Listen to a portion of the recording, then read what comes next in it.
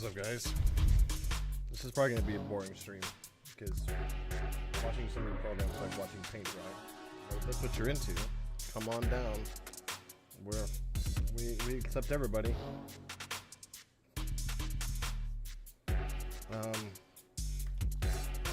We're working on a lot of different things today. Mostly cloud services, network services, multiplayer services, whatever you want to call them, for a project for a new company actually that I'm a part of with a lot of great people, a lot of great colleagues. I'll probably have to jump over to the game client and do some work over there since I was working on a lag compensation implementation that was blowing up for other people because Unreal Engine. So we might have to take a look at that. It's gonna be all over the place today. All over the place today.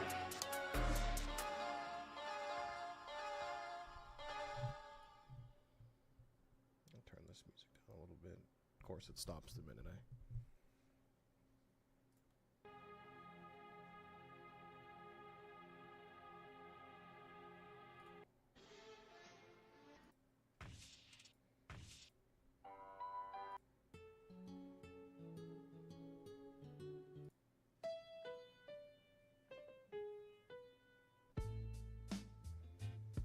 I don't think that's too loud. I think, oh, you might be able to still hear it over me. Maybe I'm not loud enough. How about now? There we go. I'll turn it down a smidgen. Okay. I guess as long as it covers up my fucking mouth breather sounds. Okay. What are we starting on? Where are we at? What do we got open?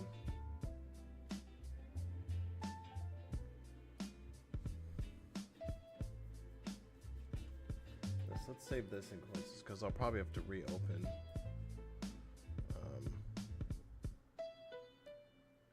Reopen the editor, which I may do real quick. Nobody's really watching. Sneak the editor on.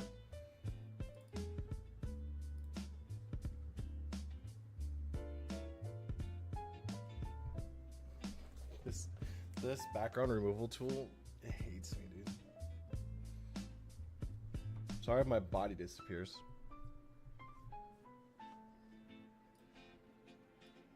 Let's make it bigger so you can see me in partial. I'm a floating head. It even cuts the bill of my hat off. How does this work?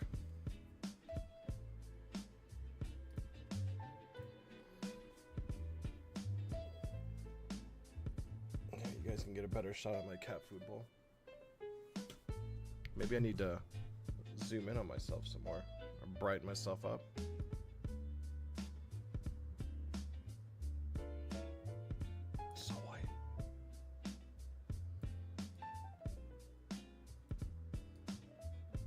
Whatever. Oh, it's not making me orange. Jesus. Okay.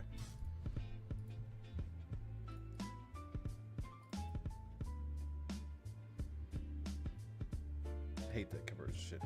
Somebody needs to slap Unreal. Like, why would you put such like environmental specific restrictions on a U project file? I guess the idea is maybe it's not meant to be shared, but like it has to be shared initially, right? So like when you create it, do you create it and leave it empty?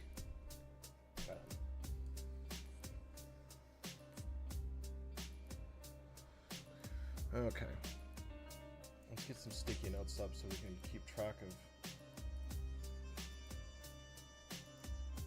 kind of what we need to do today.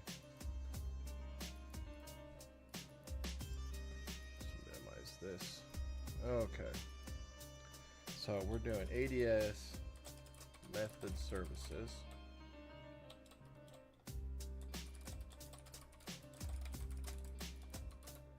We need to work on the accounting API. This is internal. We need to work on profile API, internal.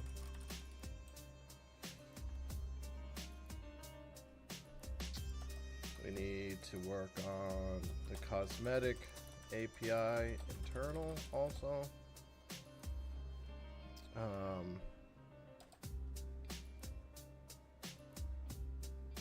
think that's, oh no, matching services, matching API, internal.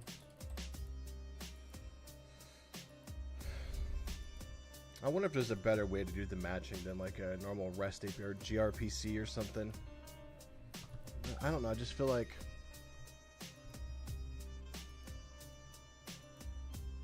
yeah, I don't know. We'll have to play around with that one.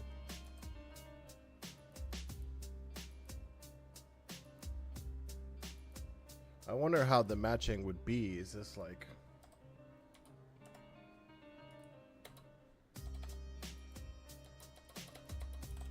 state, await, like, do you make the request and then like the client periodically checks to see if the request has been updated, like, or do you like make the request and then just wait? I'll wait until there's a response. But I mean, like, you know, what's that look like on the API, like the service side, where you just have an API endpoint just chilling for 5 minutes waiting for the business side to respond?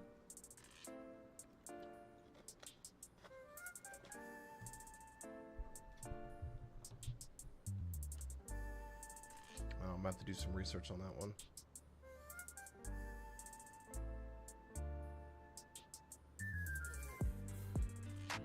So internal,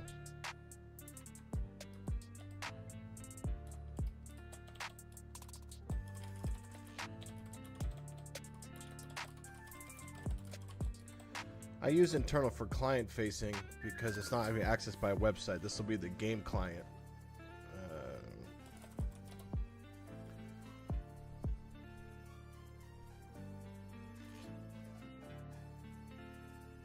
Yeah, something like that.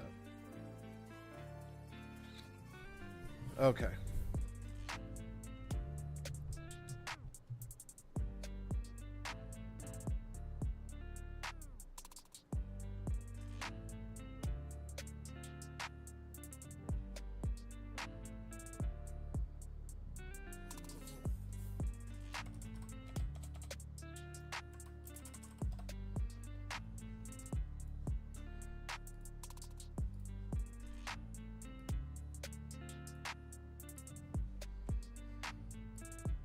I think they, you know, the idea of these web services that you have, the idea is that you have this, the services in the middle here. Oh, Jesus.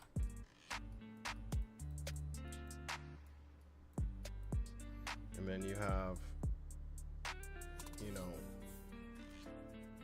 game client.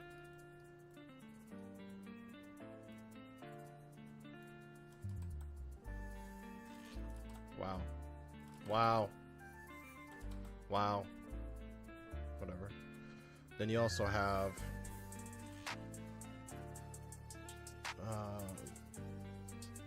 the web UI.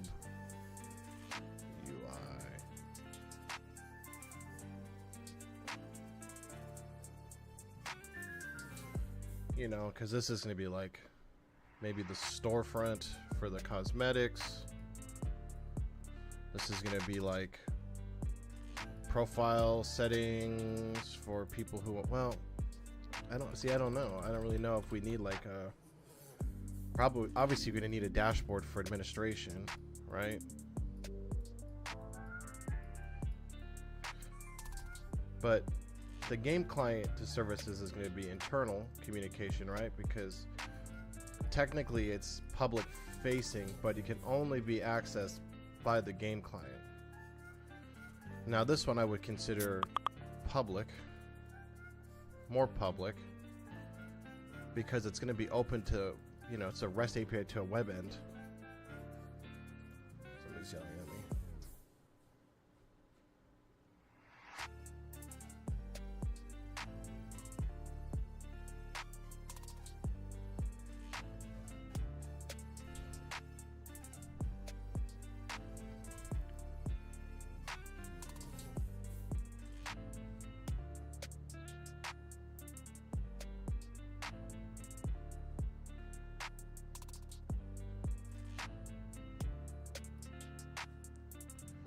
Store dashboard.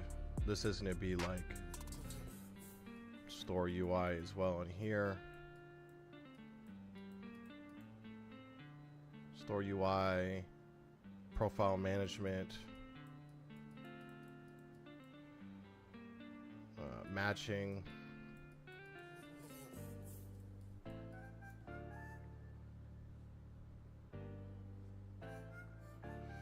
Customization, obviously.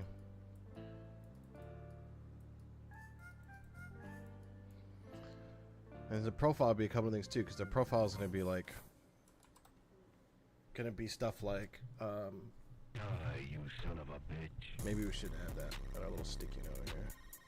So profile needs to be comp, competitive, rank, stats, let's see, player stats. Maybe this should just be competitive info.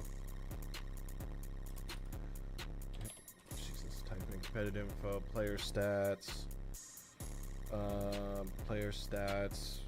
customization, both cosmetic and weapon.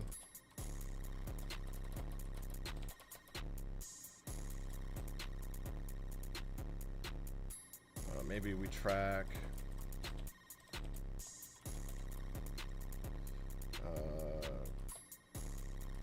currency.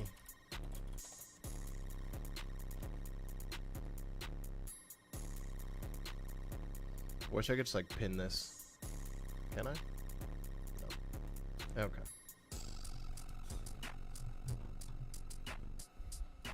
Just keep thinking about this through before we start putting letters on the screen.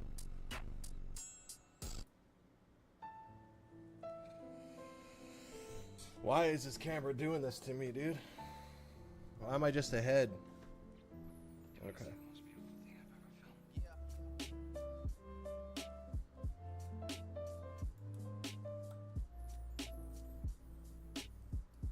Can I make this font bigger?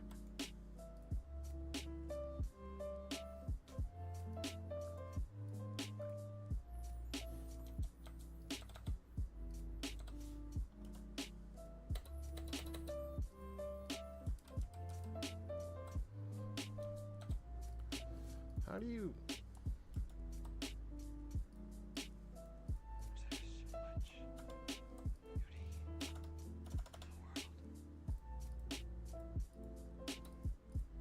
Yeah, arrow over? How the heck do you do like a proper list? I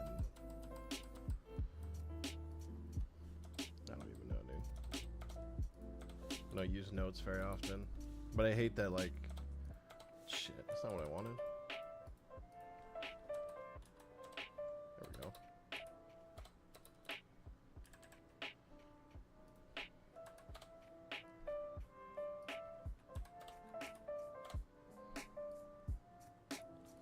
All right, so accounting.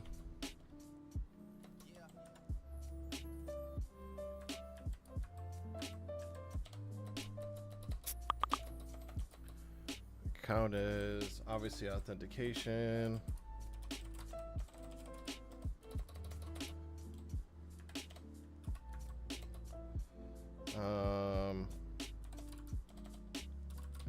Account. I think really account is probably just gonna be. I mean, right now I think we just need to authenticate the request. Probably account creation. Creation and maybe update.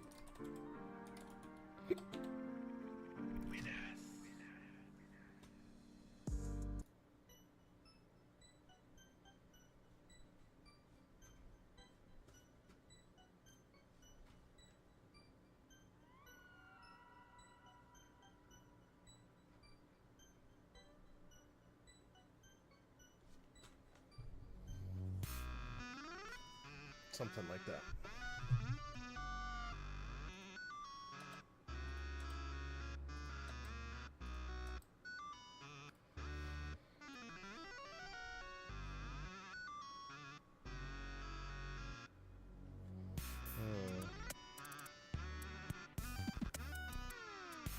Okay, so cosmetics. Obviously, pagination. I know I spelled that wrong. Store. So it's gonna be store, market, must.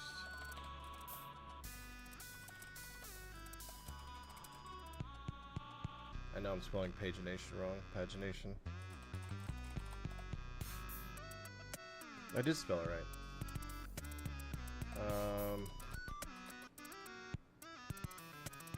Purchase portal, purchase endpoint, payment system.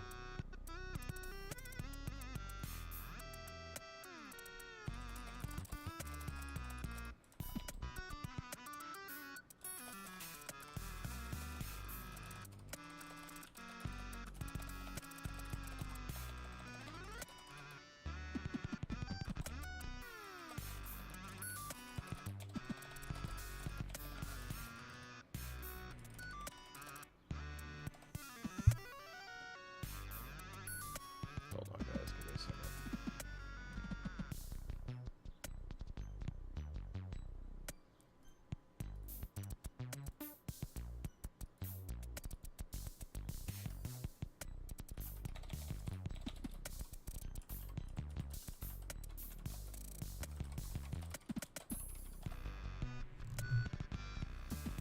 Okay, let's see.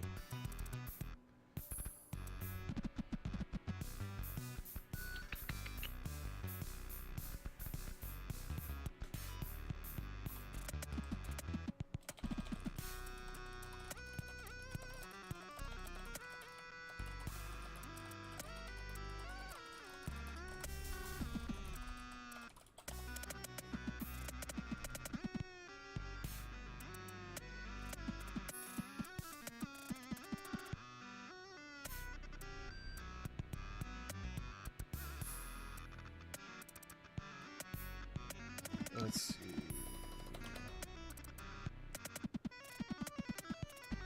Let's see. Purchase endpoint, payment system, store market with pagination, which we need so that you can iterate through all the great cosmetics we may at one day have for all those trinkets and AK skins that people like.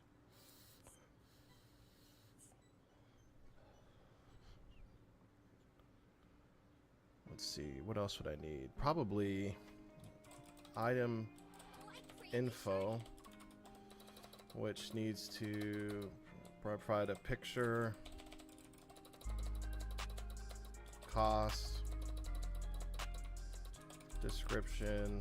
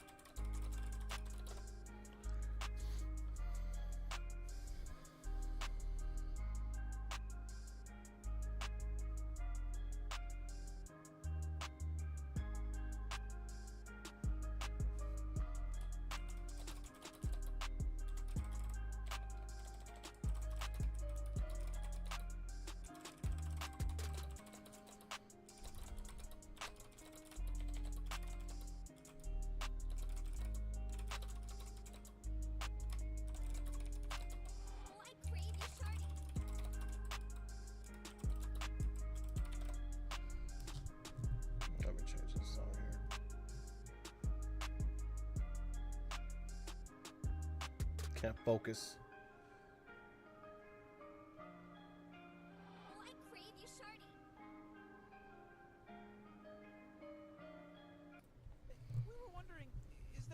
faster way two heroes could get down these stairs? You all need to ride down the stairs? My name is Slippery Stairs. I'll take you down there for 25 schmickles.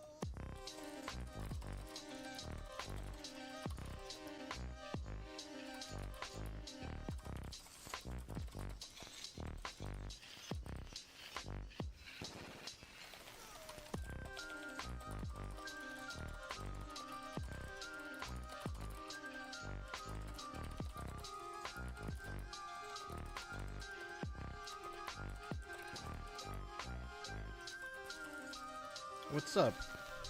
What's up, Duke? Dookie? Yes. Welcome to the paint drying episode. Brought to you by me. As right now we are just trying to figure out what to kind of do today, though. There's a couple different systems we may work on today.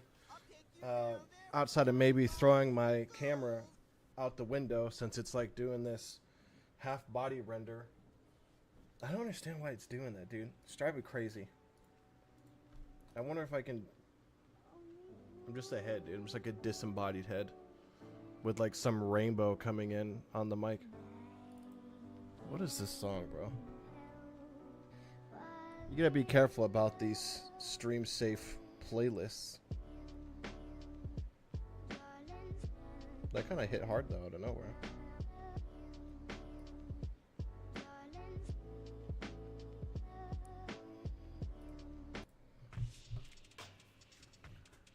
I don't know, maybe I can change the threshold. Oh.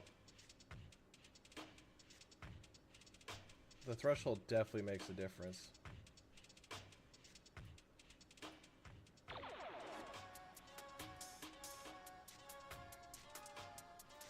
I don't know how to fix that, dude.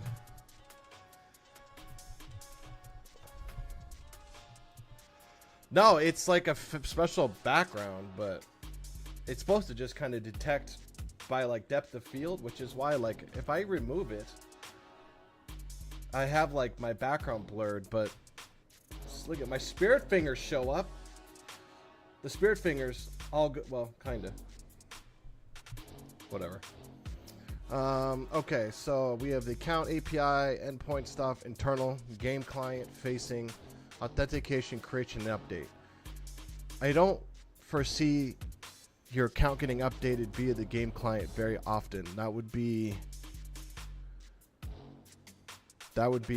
weird. Maybe instead of doing, we do an upsert here. Well, yeah, maybe an upsert. God, yeah, it's my rainbow mic, bro. It really is what it comes down to. It's the rainbow mic. It's too strong. I should get closer, but like, I can't. Maybe I can zoom in on myself. Hold on.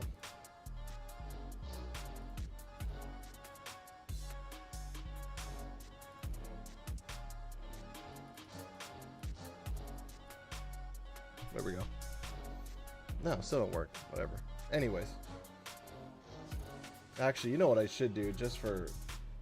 I'm going to get rid of this background remove tool just so you can see this fluffy foot right here. Come here. Where you at? Okay. Yeah, so we're doing some stuff.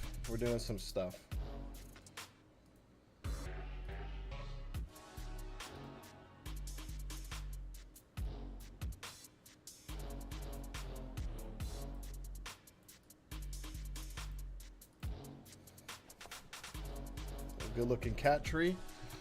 Yeah, I know. I got Miss Moo behind me. For those who saw temporarily, Miss Moo sleeping.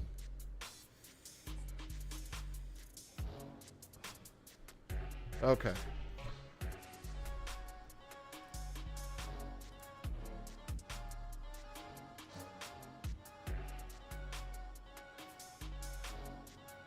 You know what's funny enough is I almost feel like it was the blur tool. Whatever. You guys have to deal with this disembodied head. Stop messing with it. Okay. So account API, authentication. Clearly, every time you launch a game, right, you have to authenticate with the online services. Now, if we were making a single player game, this would be a debatable mechanic, right? Because I feel like a lot of people get frustrated with the online always system, and I respect that. I do. But we are a multiplayer game, which means obviously it's gonna have to, it's gonna have to hold on, I'm still messing with stuff because I can't help myself.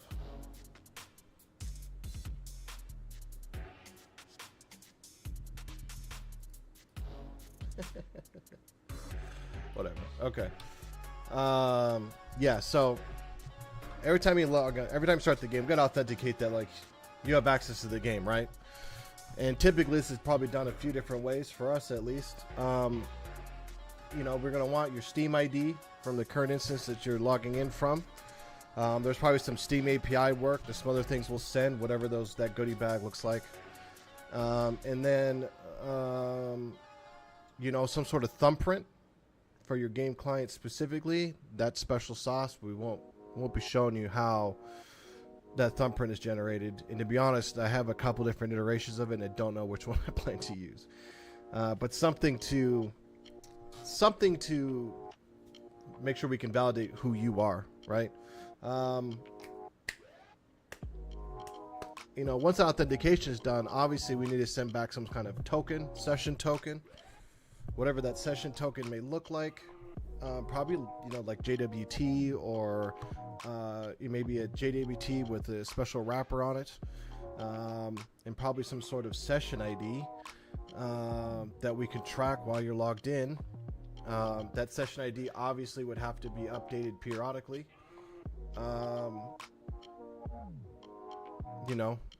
Something that has to be consistently updated over a span of time so that you're not just waiting for the game to close. And if your game crashes, that session ID can time out and require re-authentication. Some sort of ACK.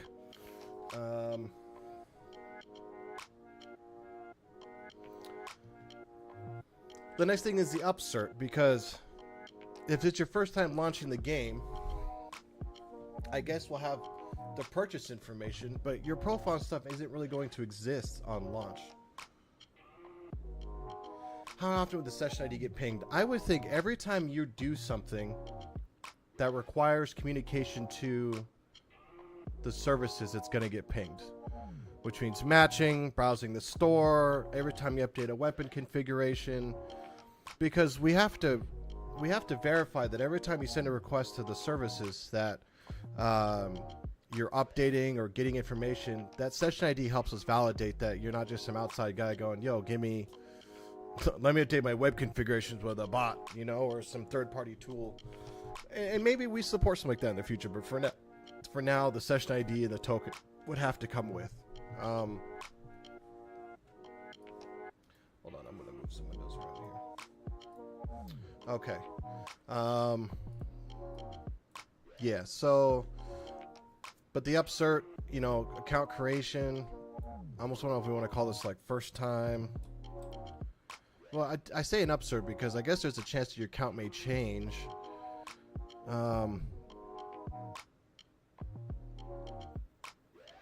Maybe with your Steam name, that might be an upsert. But see, I don't really think so either. So I think I'm gonna get rid of the upsert for now, and we're gonna do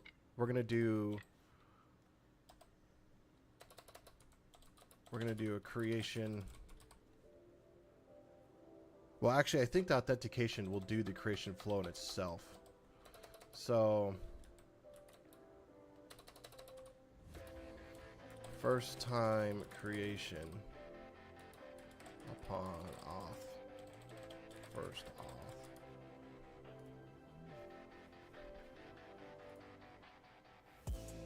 So then once you get the auth token back, we know that you're authenticated. We have your session ID. We'll probably have to pass some sort of state that lets us know why you couldn't get authenticated, if you're banned because you're a bad boy, or something along those lines. Then with that, we'll make another call to the profile API, which gets, you know, probably general profile info. I assume this would be your initial information you get. General profile information. It's gonna be your name in the account, probably your friends list. Let's write that down. So, username, friends. Well, that's a good question. Probably would be your Steam name.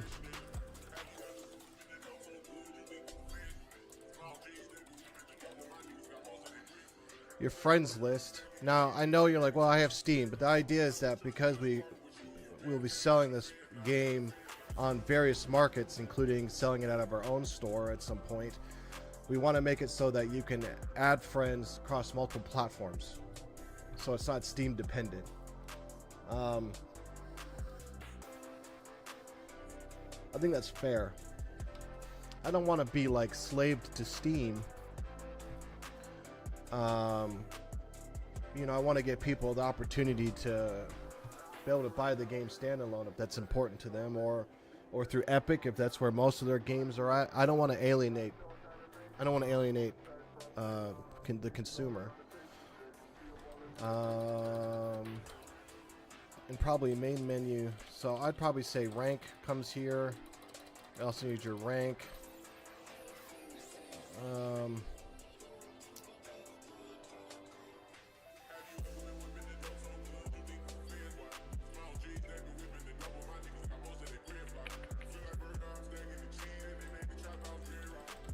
I think that's probably good enough for now. I don't even know if we need to send the friends back right away, because I don't know. Yeah, because we'll probably have some sort of UI drop down for friends, for invites. And obviously we need to know your rank. So I think that's probably enough for general info. This will also pass back rank.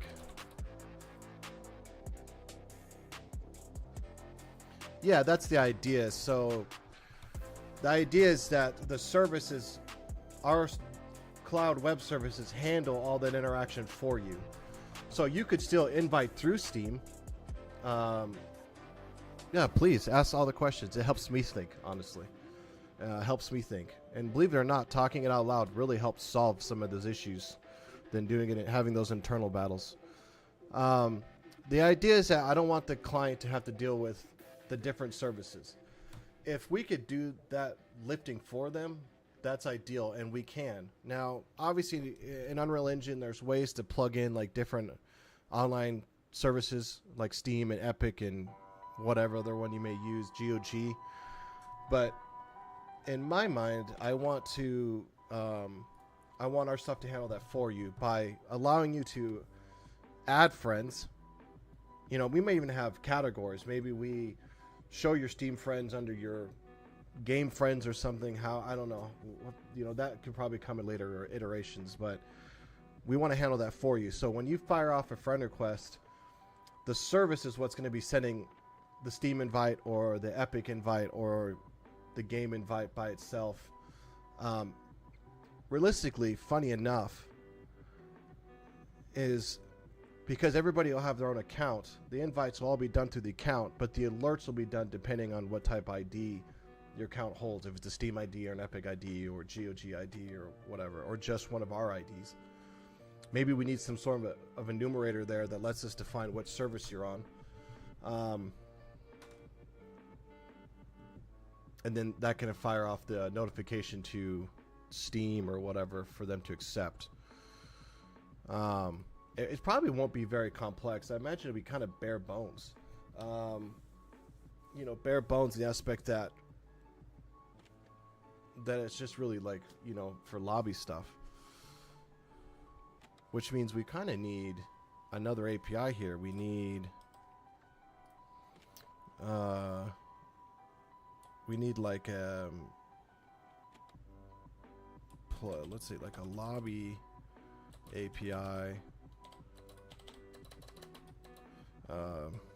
Create update, invite, close.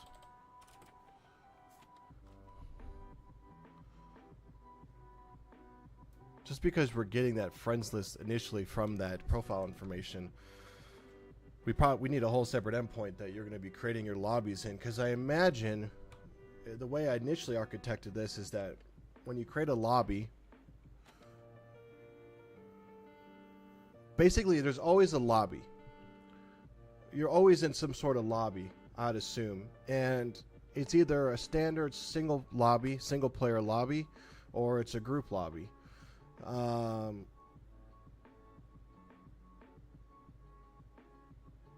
Because the matching API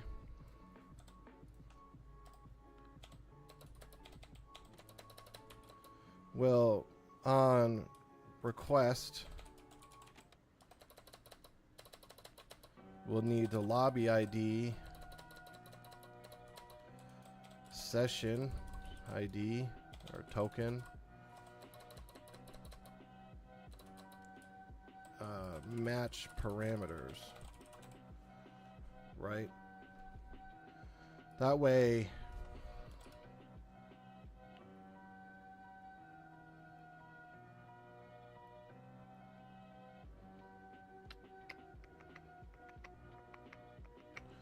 you know what's interesting now I think about it, I wonder if we need some, this needs to be more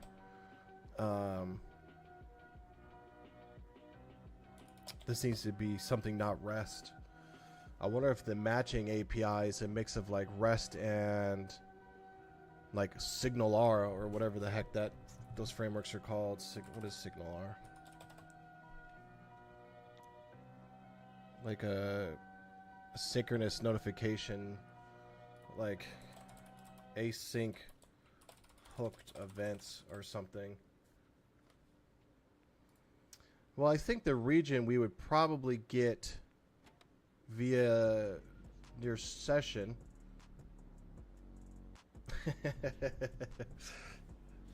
Tell your mother I said hello.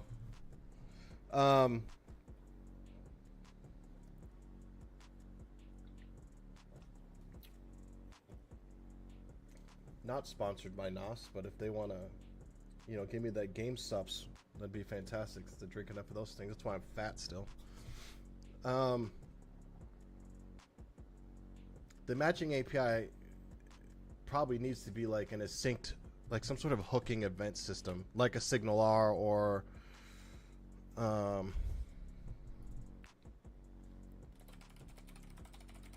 let's see, what do we have? What else do we have? Maybe like Fluid Framework or a WebSocket.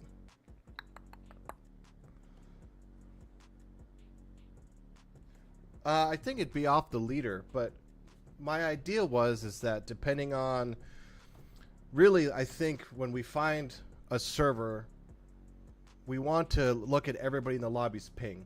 Just because the lobby leader has 60 ping, if somebody else is playing and they're in the EU and their ping's 150 because it's a central server, we probably want to find, maybe we add all the pings up to get some sort of ping average or median ping value, and then we want to make sure that's as low as possible. So we find a server where the median ping value is as low as possible.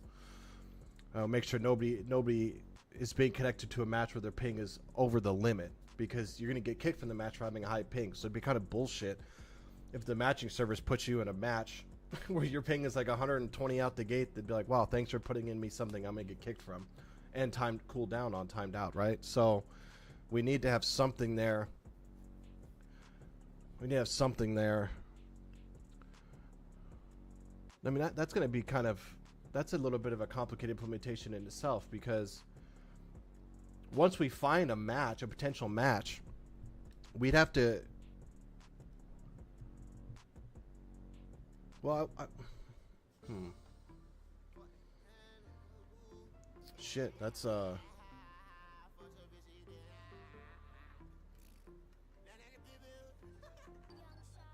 that's a doozy to think about how to solve that in real time.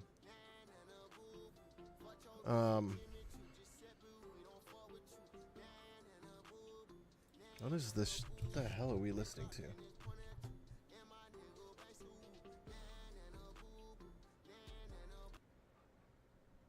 That man made a whole song about Nana Boo Boo. Let me see if I can find a better fucking playlist.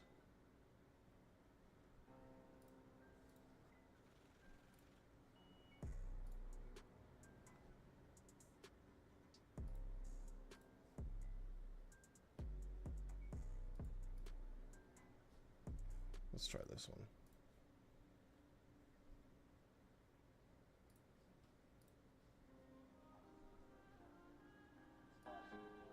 All right, that's better. All right, am I a real family man? That's a deep question, man, for a programming stream. I'd say I like to be at times. I think every man has his crutches. You know, the real family man is Dookie right here. He's a way better dad than I ever been, ever have been, ever will be. Better than my own dad. Duke is the shit. But you know, I take one out of your playbook, Duke. I play Minecraft with my daughter all the time. She loves that. She loves playing that game with me. It's a good way to interact with your children, dude. Like, Minecraft's a fantastic way to connect with them on something they're interested in. Though every parent has limits, because that kid asks for Roblox all the time, and I've never played Roblox, and I don't think I'm ever gonna cross that boundary. Maybe if she gets good grades. Okay.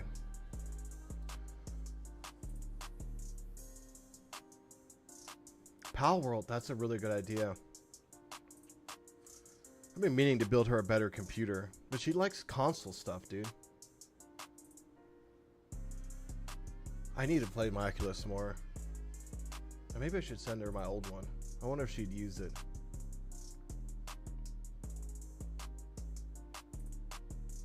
Well, that's what she does. She typically plays Minecraft on the iPad, or I bought her an Xbox One X last Christmas, or not this last Christmas, the Christmas before last. This Christmas, she's getting older, so she wanted jewelry and makeup and stuff from Sephora. But the Christmas before bad, yeah, she before past, she wanted an Xbox. So I think she plays on that, but I also think she plays on her iPad, which is great because we just play the Microsoft version or whatever it is, and it doesn't matter if I'm on PC or not. Okay, all right. So rank, maybe total matches. Win loss.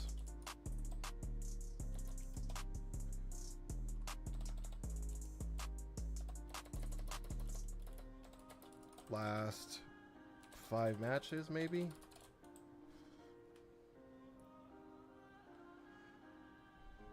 You know, the thing I like about Minecraft when you're playing with the chitlins is that not only does it work on communication skills, with them, which I think is tough as a parent. It's tough to connect with your children at times, but it's an opportunity to not only communicate with them, but in an environment they're comfortable. And there's lots of skills to be learned there about how to share things and work together, and manage frustrations, because Minecraft can be pretty fucking frustrating. Yes, there will be a competitive ranking system, absolutely, for the guys who want competitive. It's not gonna be forced. So I think the rank is the level system. Yeah, we're not going to get like gun unlocks by level. I don't think that's something that's in the works, at least not to my knowledge. This is more of like, you get all, it's more about just, for people who want to play. Yeah. Because I'm in the same group as you. I don't really, who wants to like, oh cool, I got an AK-74 US because I played to level 32. This isn't Battlefield. Even if we made a Battlefield clone, I don't think we would do that. Just give everybody what they want, but add a ranking system. But the rank is ELO based, right? So, it'll definitely fluctuate depending on your stuff. I would say I'm drawing a lot of ideas a lot of ideas from Counter-Strike. I'll be working today mostly in C# and C++. C# for all the web services and shit, and C++ for the client side stuff because it's Unreal Engine. Maybe some Blueprint in there.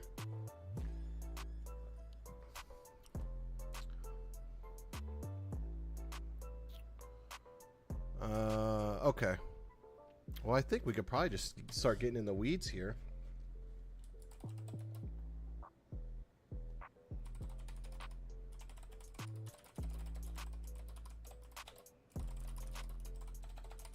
Sorry.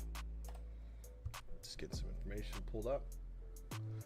I use Visual Studios exclusively. I've been a software engineer for over a decade, so I've been spoiled by the luxuries of VS. But I do like a lot of the JetBrains tools, which I use quite heavily. I license for all of that. Their writer and some of the IDs they have are fantastic. At some point, I would like to do the creme de la creme, which is like do one of those, build a game engine in CPP without any, using OpenGL and doing it just raw, getting the FBX files and load them in, I'm self-taught. I dropped out of college. I went to college initially for computer science and electrical engineering, so computer engineering. And I enjoyed the electrical side of that degree, but the computer science side, in the beginning, the first couple semesters, I was so bored. Like, we were learning Java on Linux. And I had known at the time that this is not really going to be applicable for where I wanted to go in my field, which at the time was a lot of business software development. I wanted more C++ experience, more C# experience. I'm thankful for the Java education, but I ended up actually getting my first developer job while being in school. And then from there, I just kept going up the ladder. I kept going up the ladder, and I was like, why am I going to go to school? And now I'm a senior engineer, working into a staff position, into a management position, and I don't have a degree. I would like to go back and get my degree, but that's on the works potentially once life settles down. Okay, so let's look at our stuff here. So this is our startup for the web application builder, though we got to do a couple different things here. The first thing I want to do is we're going to add what I like to call a bootstrapper so that we can do our service registration for dependency injection.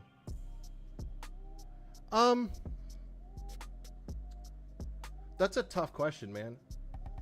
I would say that if you don't want to go to school and you have the drive, you can get into what you want in certain fields. Like, I wouldn't say, try to get into medicine without a degree. That's never going to happen, right? Like, you need a degree for that. And I bet you think if you're going to go into, like, certain financial sectors or banking, it's really good to get a degree. But in the tech field, because stuff is so readily available, I don't think you need a degree. However, I will be honest with you, I would have had many more opportunities in my life if I had that paper. With the skill set I have and the paper, I would have smooth sailed into a lot of great positions. And I do find myself sometimes fighting against the wind because I don't have a degree. Now, has it prevented me from being successful? No, not at all. But it's definitely made life harder at points. No, exactly. A career isn't an end all. Exactly. Yes, and certs are fantastic. I mean, and that and having, honestly, I really like, for guys, make a GitHub account or Bitbucket or something and just play around. I know a lot of interviewers that if you have code examples and stuff, people love that stuff, and it can be really helpful. I also recommend LinkedIn and doing their like certs and stuff that they have. I know that sounds silly. I know LinkedIn's full of entrepreneurial bros, the LinkedIn lunatics if you are on Reddit at all, but they have a lot of certs and stuff there that you can get and things like that,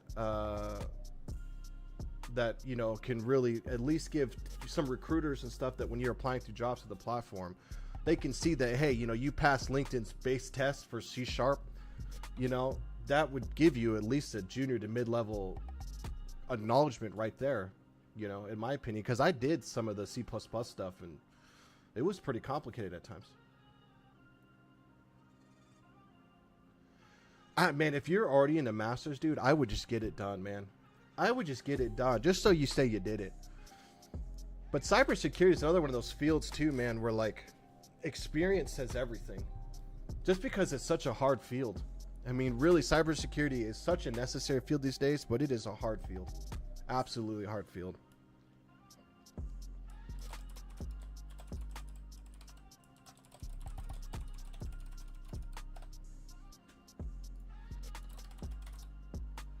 Okay, so we need to do iService collection, which is obviously the collection interface. It's where we store all our services for dependency injection. We're just going to do register, bootstrapper. We're using Fluent API here because we want to be able to basically use the Fluent API approach. And then in here, it's just return services. Okay, so first thing is first, we want some logging. We can do more with that later. We want to add our controllers. We want to add Swagger, Gen.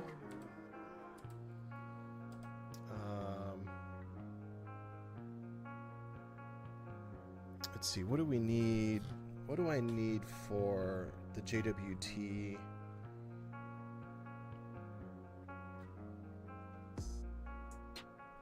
I think I need to do add authentication, and then, you know, talking about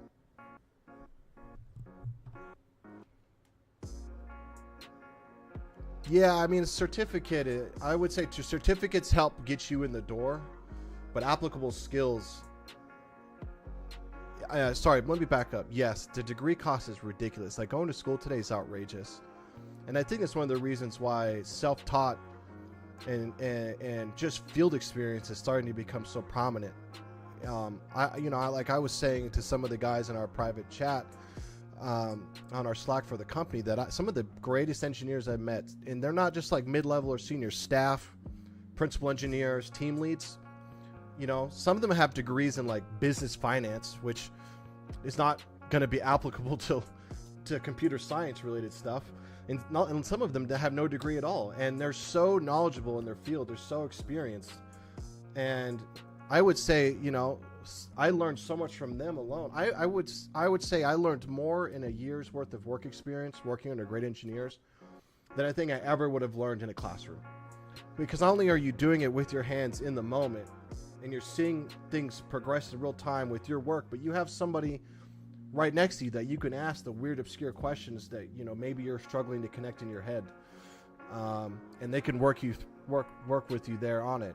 But the greatest thing an engineer that wants to help somebody else grow is to not give them the answers, but give them the information to help them find the right answers. And I've been lucky to work with some engineers who really did that for me. And you know, one of the things I look for when I'm hiring people is, you know, design pattern knowledge, programming, and you know, policies and standards, you know, and how they can apply those. And the thing about design patterns is you can read them about them all day and remember the names, but having that applicable skill of how they're implemented and how to use them in a real world environment is the greatest teaching tool. I think internship would be a great idea too, man.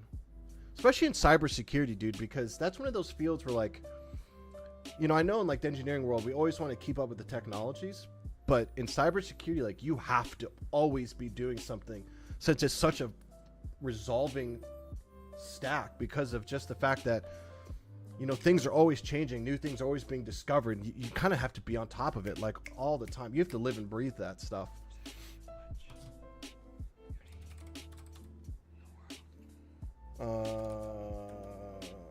Default.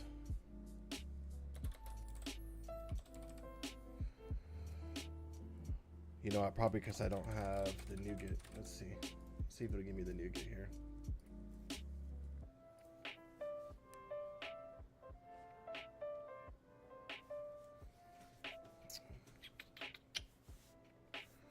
I think we just need the authenticator. Yep, here we go. Okay. My recent job change, Dookie, has got me going into the, not so much project management, but into the team lead application of stuff. And, you know, I've always been weary of soft skills transfers from such hard skills, but I think about it as a stepping stool on my way to, you know, into the principal and staff area.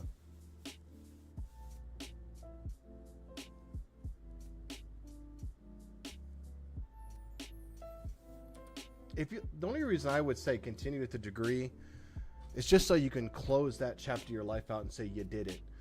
But I don't know, man. If you, hi baby, if you can get an internship or a junior level position and work your way up, when I look at resumes, I look at people with experience above all. A degree is great, but the curriculum across schools is so different. You know, things like that. I would say I'm so sick of this song popping up, bro. Too different.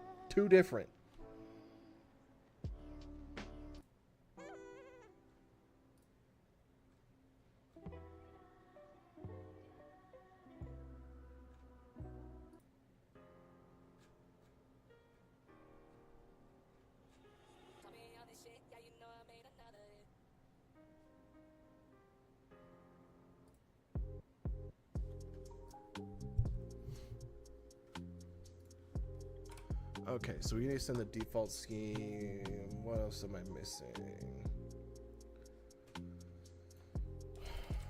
What am I missing?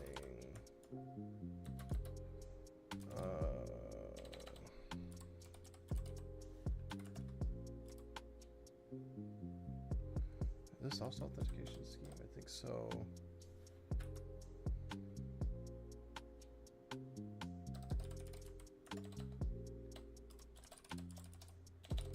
If not, don't add juice, guys. Don't do that to your injection, dependency injection.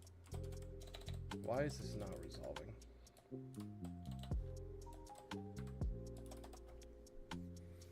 I wonder if this needs to piggyback off of this. It sure does. Okay.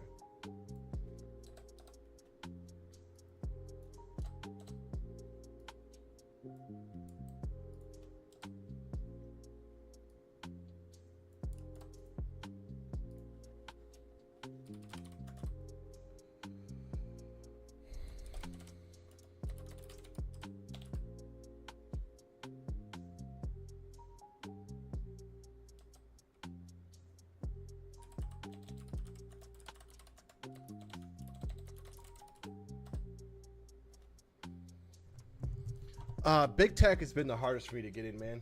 Even with the decade of experience with projects in driver development, computer vision, AI, machine learning. I got 6 years of pure Azure cloud, cloud microservice work. The big companies have been hard, but I also have to say, man, the job market right now is really weird. There's so many of these big companies are putting out these job applications left and right, and with no intentions of hiring anybody. Surprisingly, I would say nepotism is still a big thing in the big firms, and it's really about who you know. Sure, I think you can make it in through the door with a lot of hard work and dedication, but I think networking is going to be one of the best ways to get into one of the larger companies, having a referral to get you just to the interview stage. I've been offered interview positions at Amazon before. Interview positions. I've been offered interview options through Amazon, Blizzard, Bethesda, things like that. Some of them I've applied. I appreciate. Thank you for the follow. Enjoy the paint drying episode that we're going through.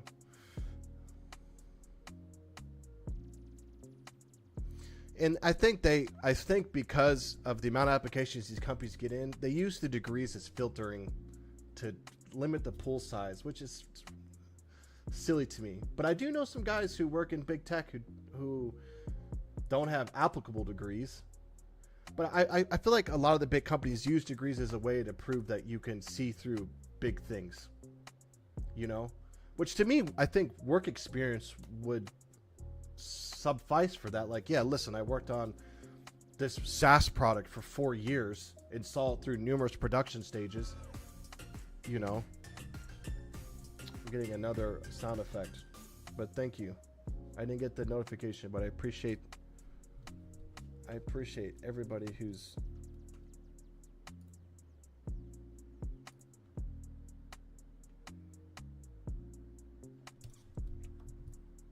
if I missed something, guys, please let me know. I will definitely make sure that I shout you out for anything.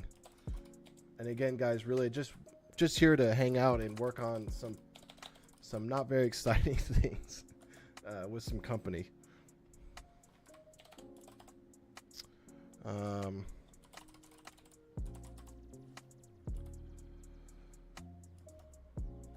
Sorry, I'm looking at a template on my other monitor here to make sure that I'm getting the things I need.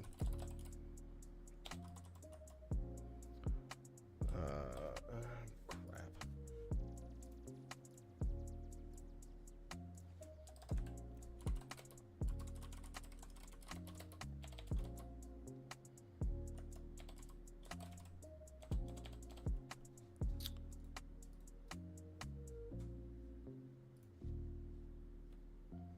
How am I I'm doing pretty good. How are you doing? We're just working on some boring API stuff, and you're welcome to hang out and enjoy it. We're kind of talking about degrees and some education stuff. Feel free to join on in. How did I get the... Oh, that's a good question. Mine happened in a really weird way, man. I was actually in the IT field. I was in the IT field, and I started writing a bunch of tools for the company at the time I was working for, like a lot of automations and some like support websites and stuff to help me as a systems administrator. And they're like, wow, you know JavaScript and PHP? And I was like, you know, enough to be dangerous. So then they threw me into a web dev position. That's kind of where I ran, you know, I ran from that. I ran with that from there. I got lucky. My first software engineer title, I got really lucky because I already had about 3 years or so of web development experience. Had held kind of a mid-level web engineer was my actual title. But I hate to say, but my first position was kind of luck. I met with a gentleman who literally told me he hired me because he liked my communication skills and thought that I had enough applicable during our tech interview that I had enough applicable technological experience, and because I communicated so well, that he thought I'd make a good fit for the team. And that job beat the shit out of me. Even though it was a junior dev position, I got the snot beat out of me, man. Like, you know, I went from writing some basic applications to like having to learn code first entity framework development and domain driven designs and all these different things. And it was a lot of long nights. It was a lot of long nights.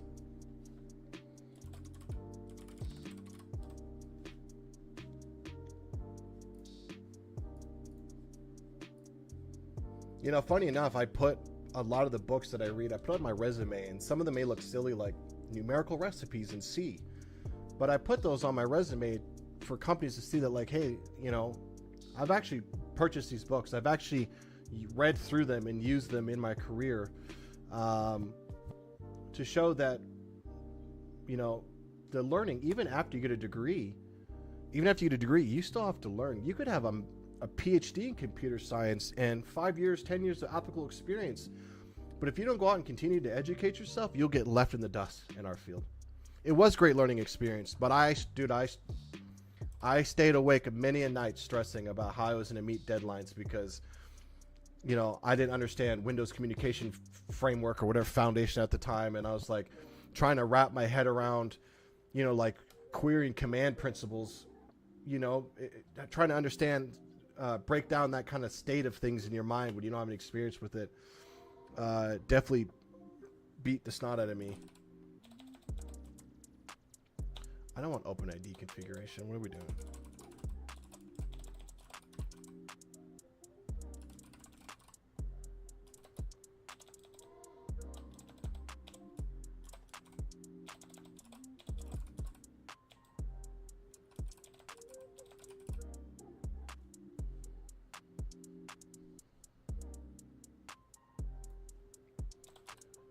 Dude, how do I do this?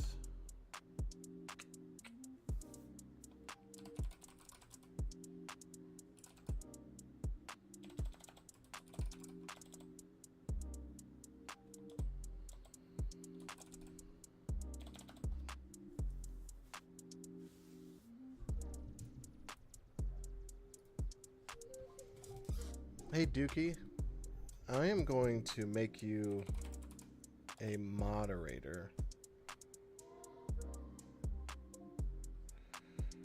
I've been meaning to do that, by the way.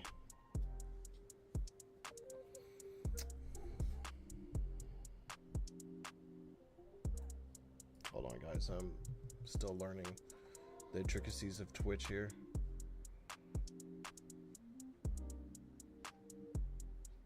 Hey Dookie, will you say something in chat for me, bro?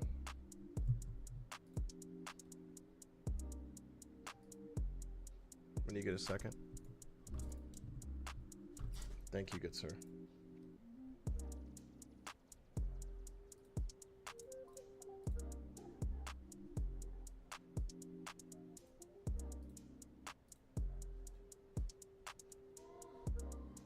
Yeah, Twitch. Yeah. I got you. Thank you, sir. Just in case we get one of those people who are like, do you want to buy viewers?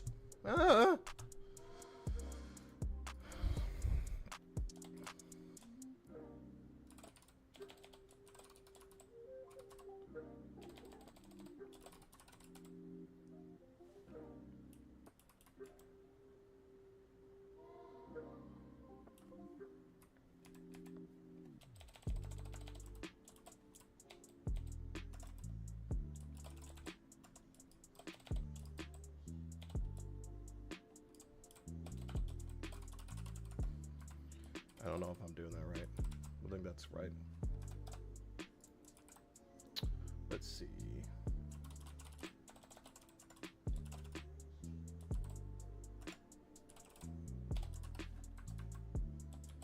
Okay. So this is where we need to do some, we need to make a new project here. We need to do a common library.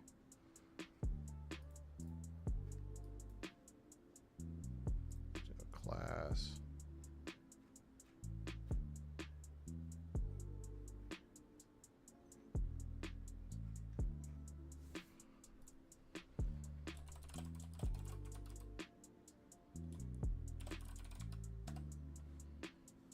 Yeah, that's fine. Hi, I'm sorry, I missed your last message. I apologize. I've been meaning to respond. What are we working on today? Well, today we are working on a series of cloud services for an upcoming game. The service is going to handle matching and cosmetics and profiling and account authentication, all sorts of stuff. I have written this service one time before in a special, unique way with some future production ideas in mind. I've since put that on the back burner, and so now I'm rewriting the service. I'm rewriting the service in a very specific way, specifically for this specific game, and cleaning up some of the implementation. But we also may be doing some C++ game client work. We may be working on a Maui app later for Gray Zone Warfare. And I've been wanting to start a project where I was writing like to call like a hybrid MUD, where it's like a mix of 2D and MUD gameplay. For those who don't know MUDs are, Google it.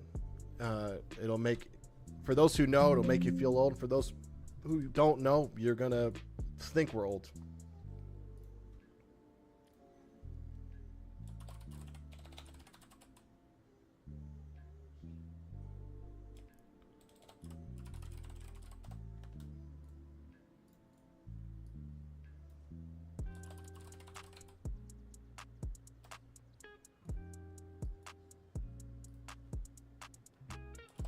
All right, so we need to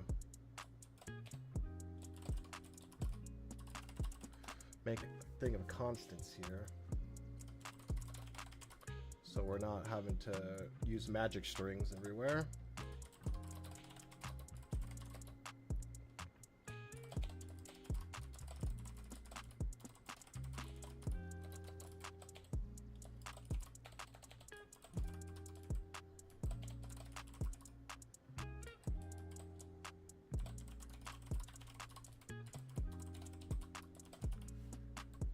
Now we're not going to be storing. So for those who are watching, if you have cloud experience, please do not store these keys in your app settings. Okay, put them in a key vault on Azure or whatever this Amazon Web Services, whatever cloud platform you're using. Make sure you put those keys in another authenticated secure vault. However, once all the vaults and everything's added, you reference them the same way through the configuration. Which reminds me, we need to add key vault support.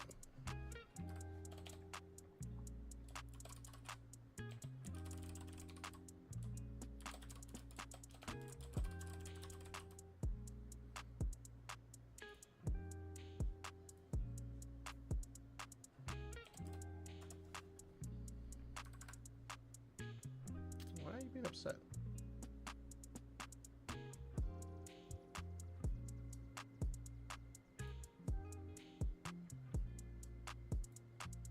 Oh, because I need to encode this. I'm a silly boy.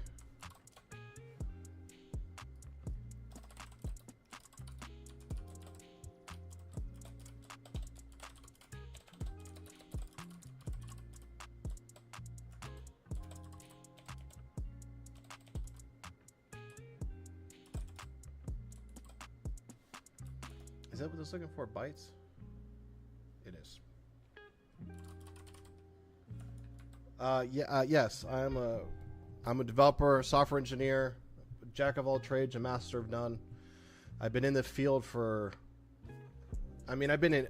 I've held the title software engineer for over 10 years, about 10 years on the dot, but I've been programming since I was 14 or 15, which makes me feel really old.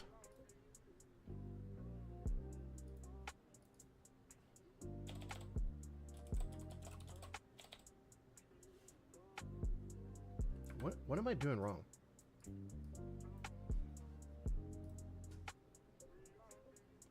Plus, it's not going to be. First of all, it's not ASCII. I'm a dummy.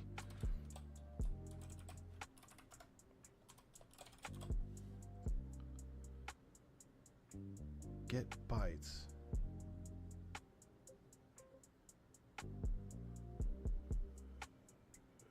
I get that it's a car array, but we should still be able to pass it in strings.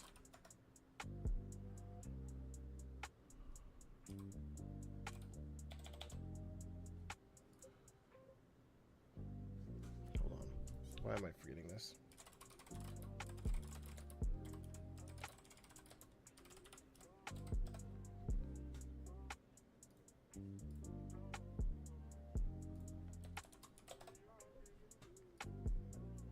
I do this a billion times. Now that I'm on stream, all of a sudden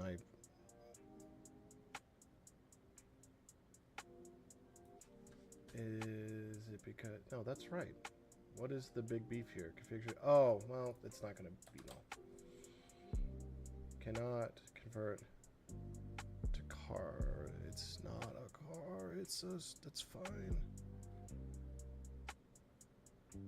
Get bytes. Why is this being like this? Oh, I'm even more dumb because I need to do it like this. It's because configuration, get type, no, get value. It's like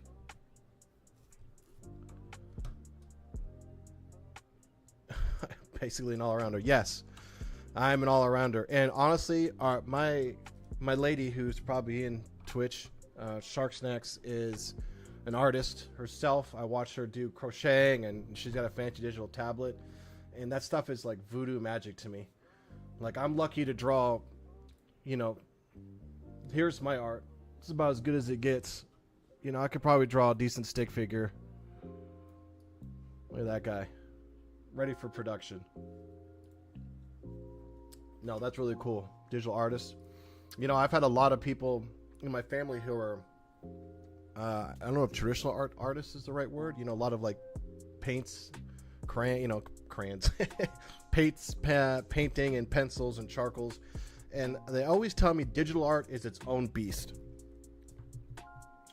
which I believe 100%. I imagine that.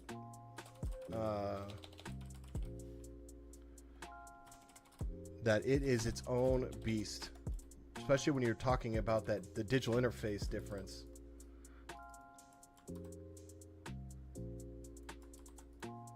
Well, send me a message, DM, or maybe even a link. As long as it's nothing fishy, I'm sure the guys will gladly look at it.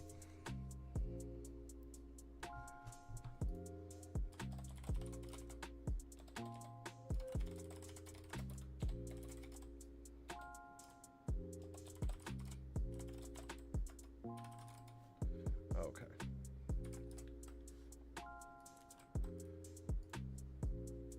Do you stream yourself from time to time?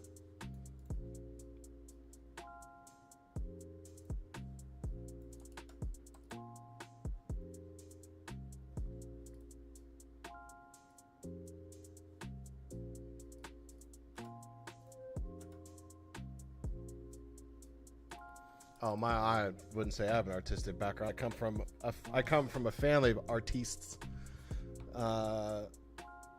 You know, I have an appreciation for the arts, because I feel like being a good artist is almost like being a good singer. Like I almost say some people are kind of born artists. Like it's that being able to take the image in your head. Take the image in your head and plop it on screen. I do have a Discord. I believe it's just a demo, or the real demo, actually.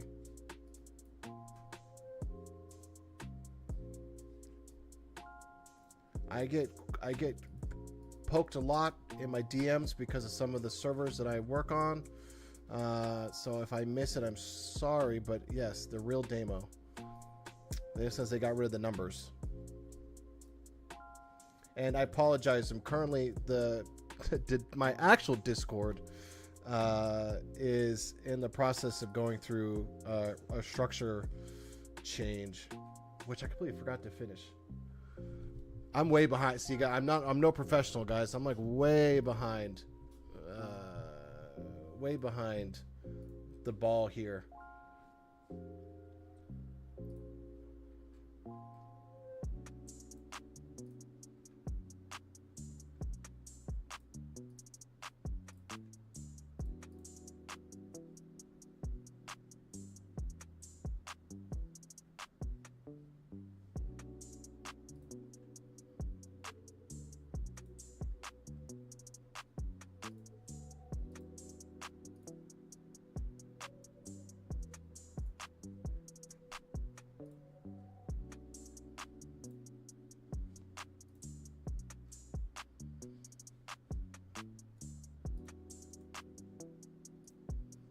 No, I'm looking at that because I screwed all that stuff up.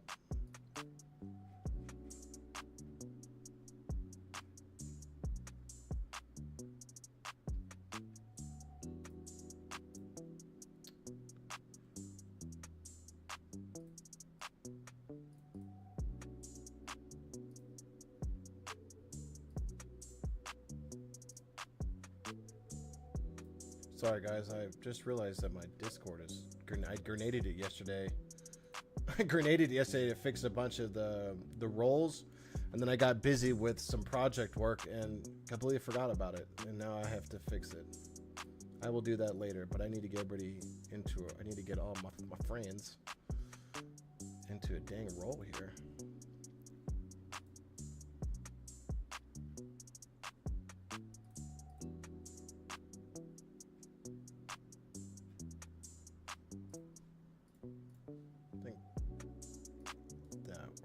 There we go. Now we're making some progress. On this channel, though, everybody can send messages. Yeah, okay. Let me do this. I need to go through this dang list. I will do that here. Somebody get this man a sec. Yeah, dude, I wish. I wish. I accepted it, by the way. Got a lot, man. There's always so much to do, bro. Oh, always so much to do.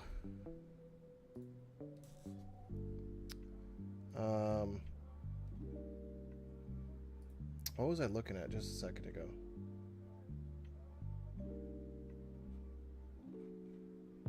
Totally got distracted, bro. My one-track mind went down the gutter.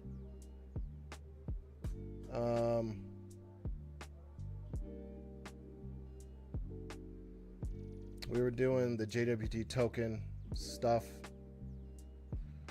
which I think we've got enough here.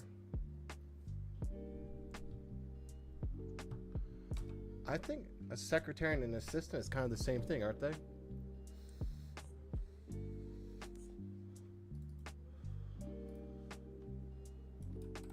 What do you mean missing URL? No, we're not. Don't say silly things.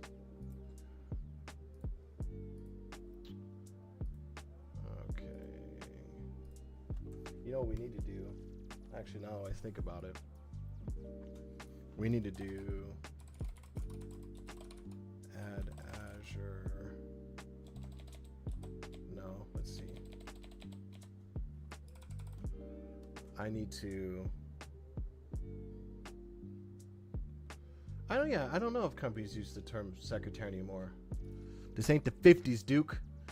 I ain't Donald Draper on Madison Avenue in New York. Okay, New York. With my secretary.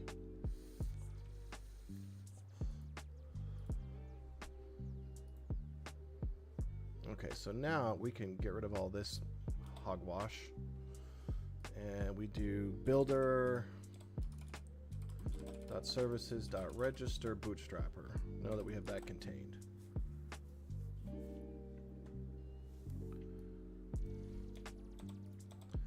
You know, usually I like to break this stuff out. I hate how crazy this gets. Back in my day,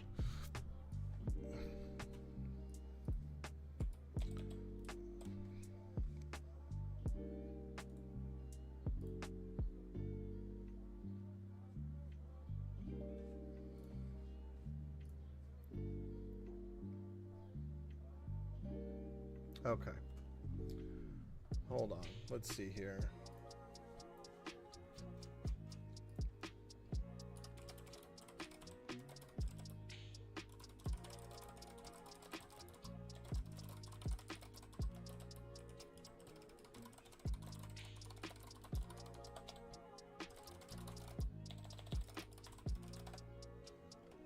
I love that show, by the way, Duke. You ever watch Mad Men?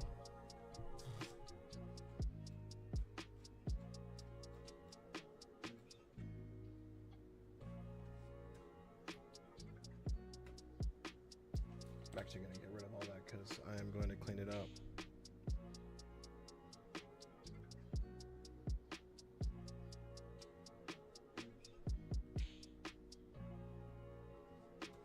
I think what we're going to do is we're going to do...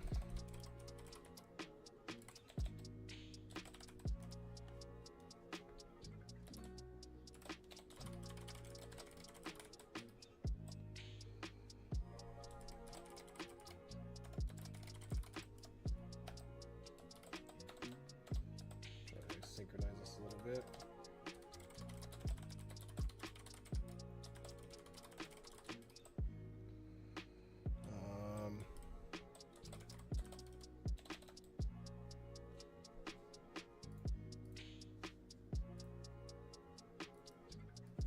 Hold on, let me dig through some real quick.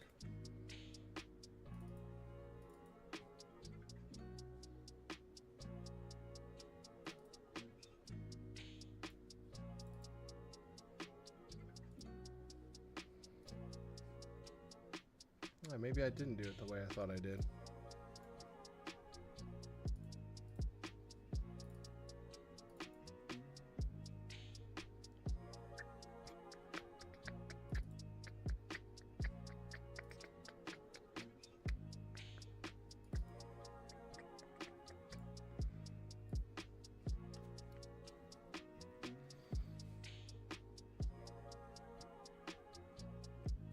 Dang, there I was even sloppier. What the fuck?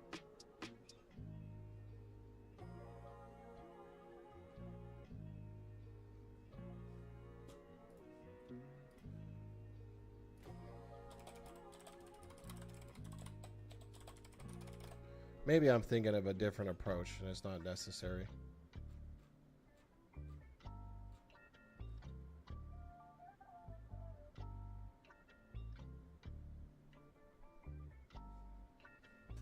Because I'm pretty sure you could...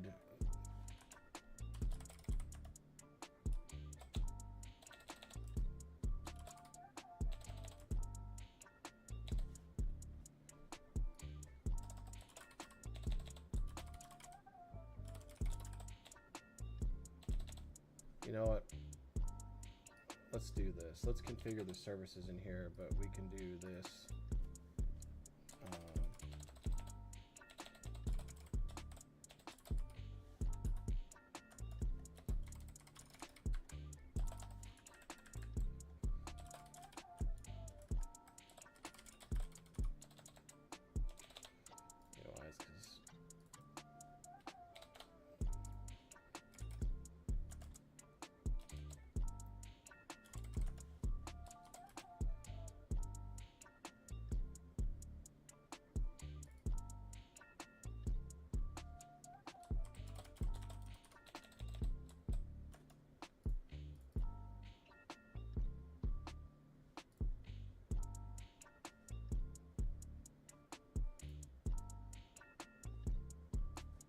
Is it build? What if I do build? What we got here? I guess just the web application.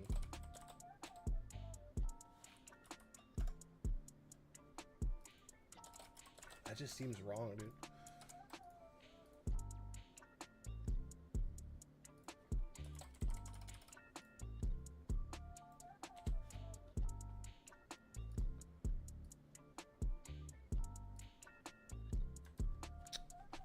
This feels wrong. I'm doing something wrong. I'm unhappy with it. Give me a second to figure out what I'm doing wrong here. Now I need to look at one of my old examples.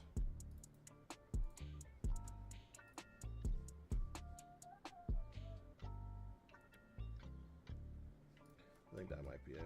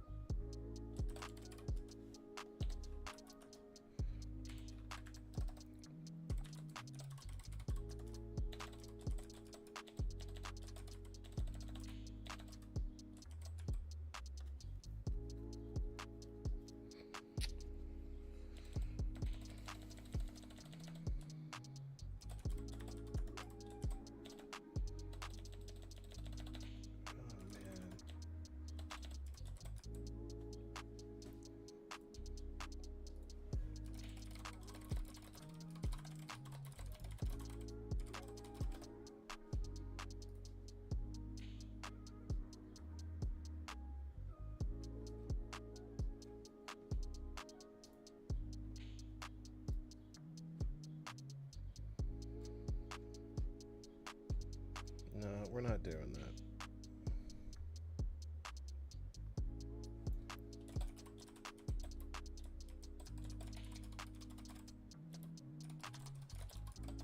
Sorry guys, I'm trying to see,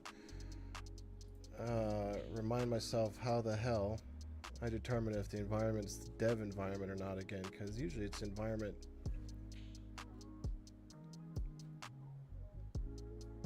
Oh, okay.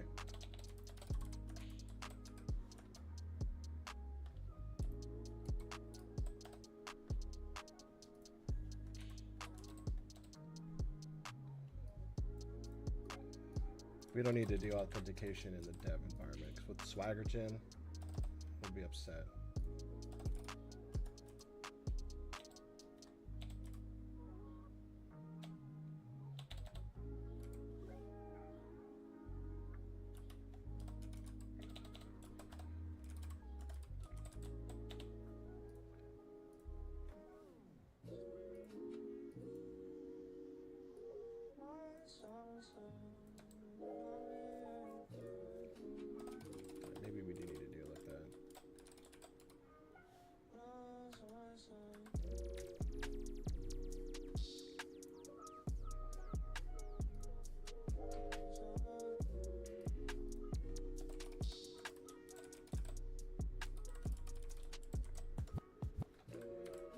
We don't want swagger.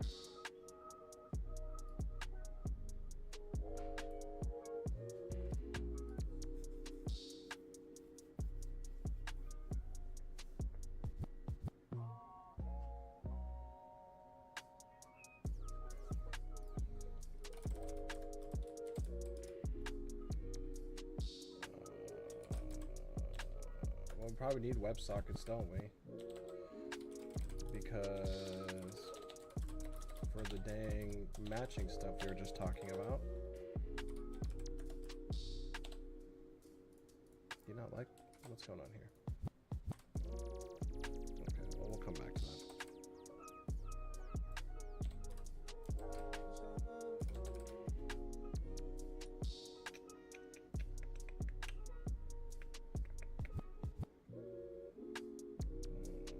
Let's see.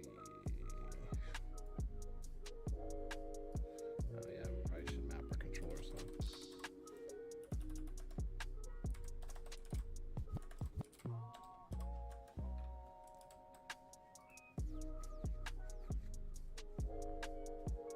You know what I should look at? Well, that's not going to matter because that's a client-side garbage. Whatever. I'll come back and refactor this later. I'm not going to spend too much time fighting with the nitty-gritty.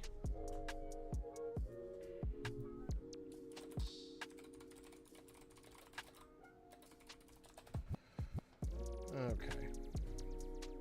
Sorry, guys. Totally got distracted there. Totally got off scene. Okay. The next thing we need to do is we need to get, I want to say it's identity.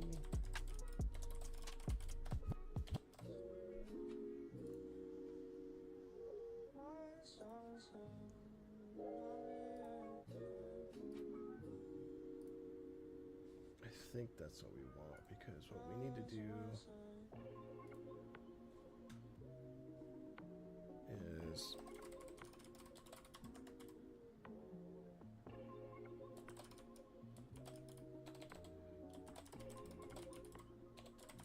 let's see, now it's not going to work.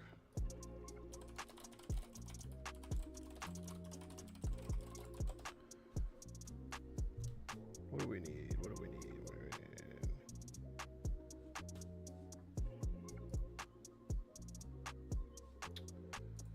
I think I need one more Azure NuGet. We need Azure configuration, maybe? There it is. This package is deprecated. What package do you want me to... No. What do you want me to use? Use Azure extensions. Azure extensions. Secrets. Sweet. I hate when they do that. I knew that they had done that for a while now.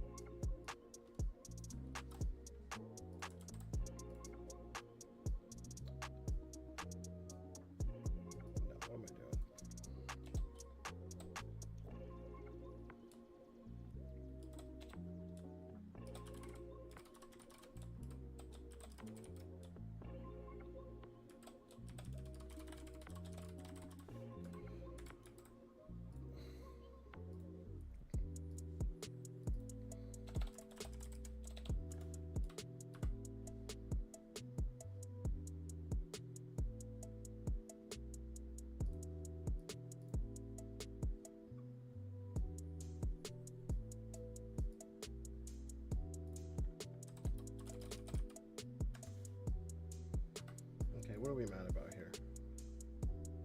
Oh, okay. Hold on.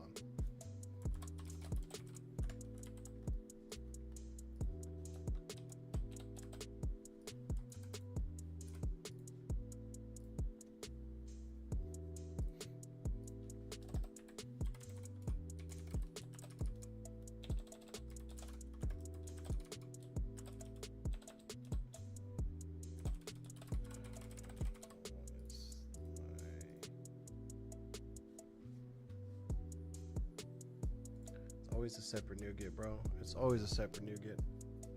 Story of my life is fighting with fucking nougats.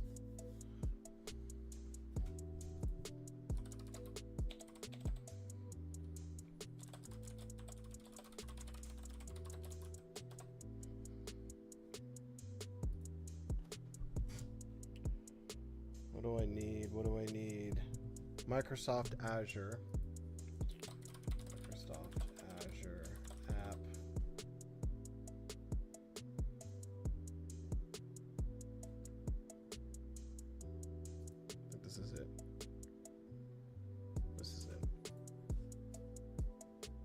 The joys of working in the cloud, my guys. The joys of working in the cloud.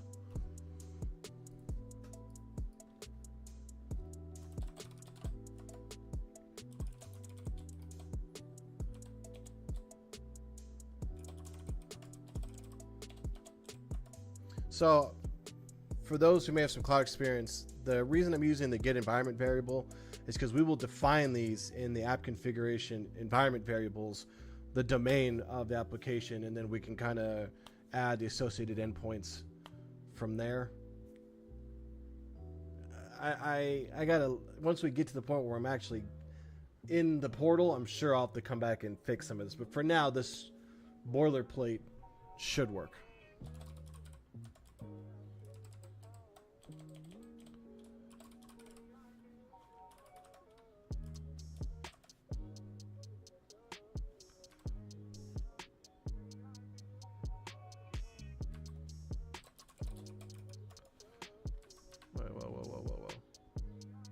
Oh, this doesn't need a credential? That seems weird.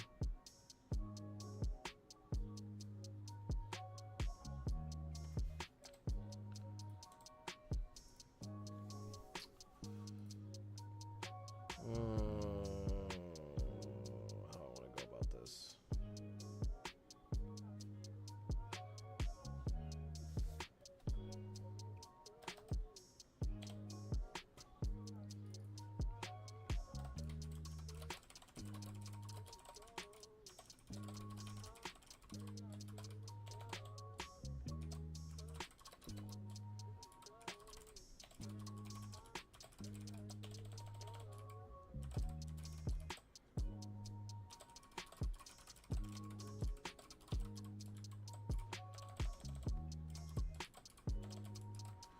Well, again, we're have to come back and fix all this, but in the sake of not having to go crazy here, we'll leave it at that.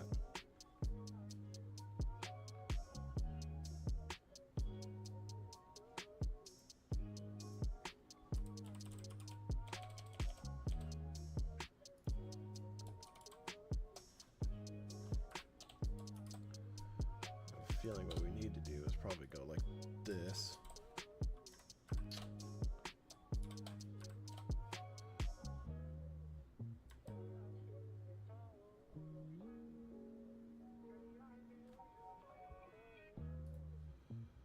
What am I doing wrong here? Oh.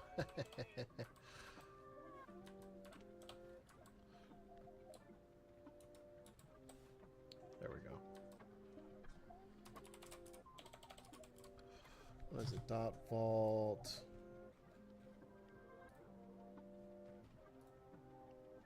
Tech are you?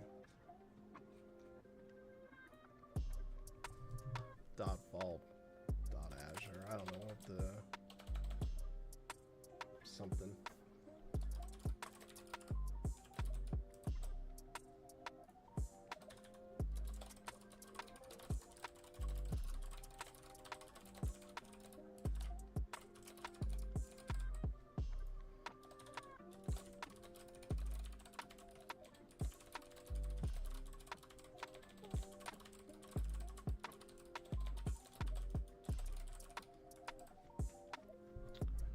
Okay.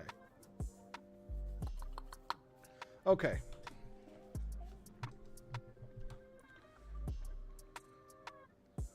Finally.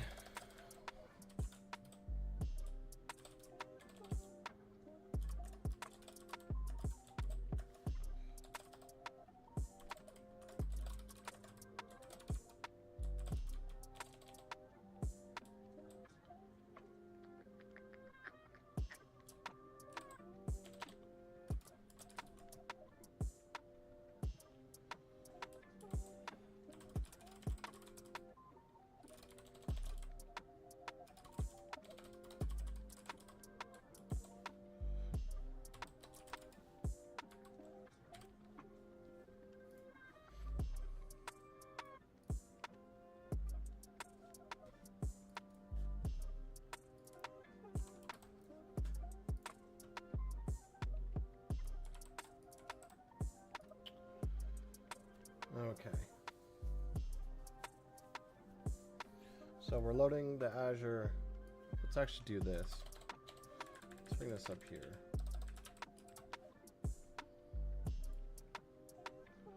And then we're actually going to register the bootstrapper down here once we get this configuration stuff done.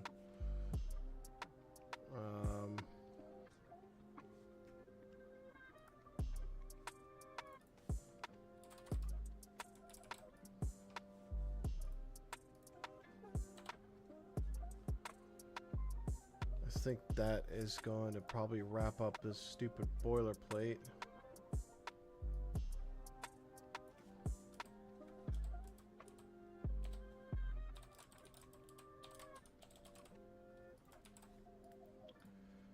So we get the app configuration, which is going to be a lot of our configurations that are set on the cloud side.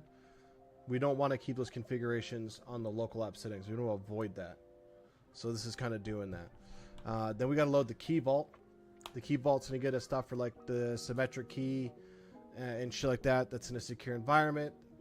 The application service itself holds a credential base, and the key vault can only be accessed internally in Azure's environment. So even if they were to get the URL to the configuration itself, the pathing, they wouldn't be able to access it unless they made their way into the app service, in the app service environment, then called the key vault, and they'd have to get credentials. So we're layering it, securities, not just by obfuscation, but in layering, but because there's multiple layers of credentialing that needs to happen. So I think that's a good start for that. So now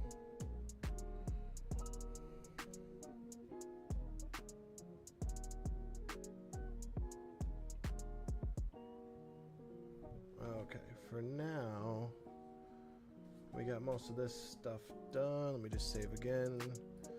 All right, I think now we can just work on our controllers.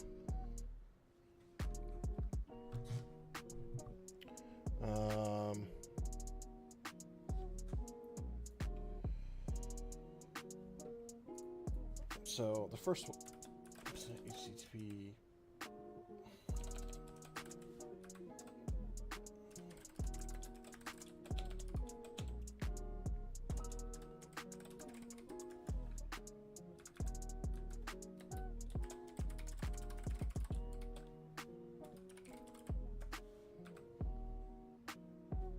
Okay, I think now this is where we start making our initial POCOs here.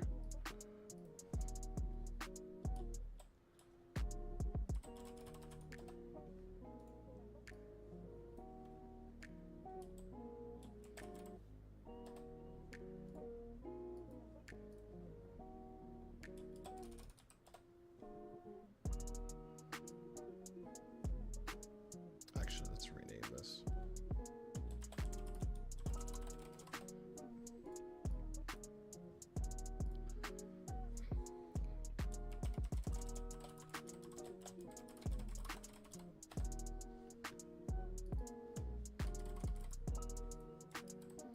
And we can probably make this a record.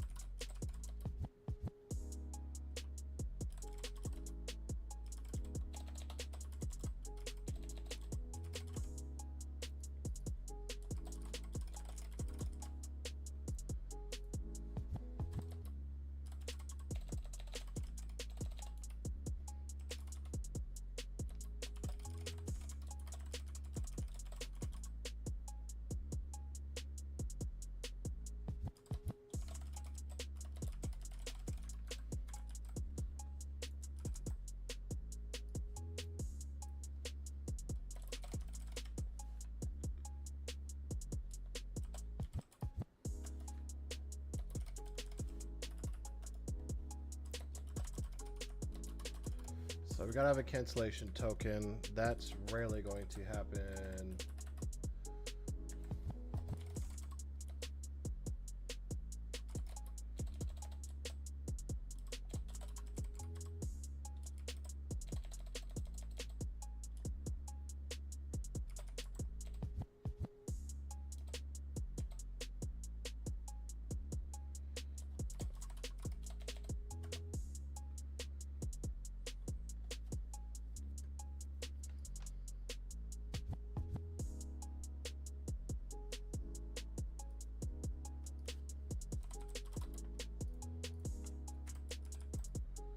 At some point, what we can do is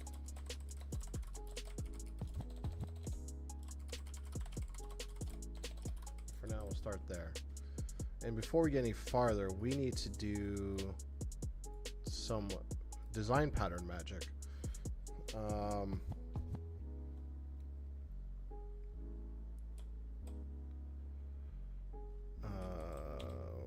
Geez, what do we want to call this? Just do a top web, and then we'll do mediator.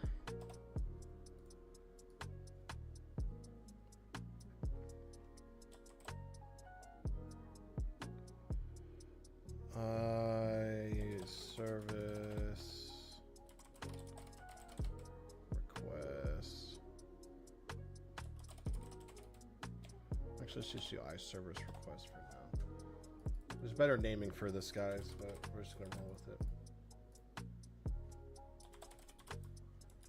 Actually, yeah, let's do an async version first. Now, a little fun fact here for those who, I guess, you're here to learn some programming. There's a couple ways to segregate your front-end layers and your business logic layers. In mediators, one way. Querying commands, another way. They look the same in a lot of aspects, but they work differently in implementation. So mediator is always going to be like a REST response model. And command and query is that you're splitting hairs where you're specifically defining command handlers and specifically defining query handlers, which is a lot cleaner of an architecture than mediator and on the base level, but you can change it. Getting the torches. You can use either or. I prefer mediator, but command and query is absolutely doable too. Now I'm not even sure if...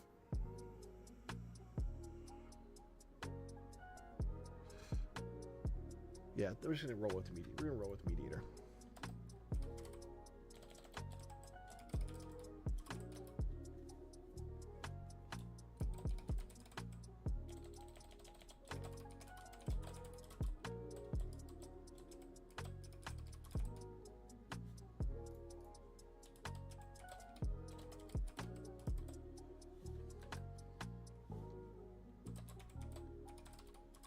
Here you can do convert, what is it? Convergence, convert. I can't think of the thing.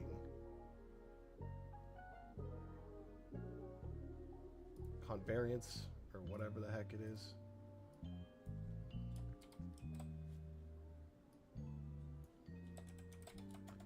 What I'm doing now is just generics. So a little interface apps for people who are C++ guys. Generics are just our version of templates.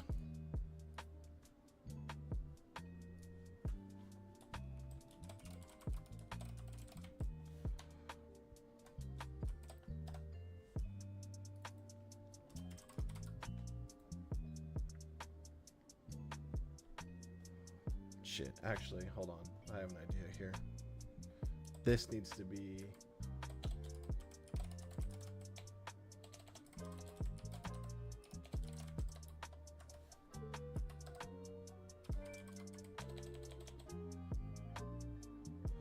This needs to be done this way. Execute.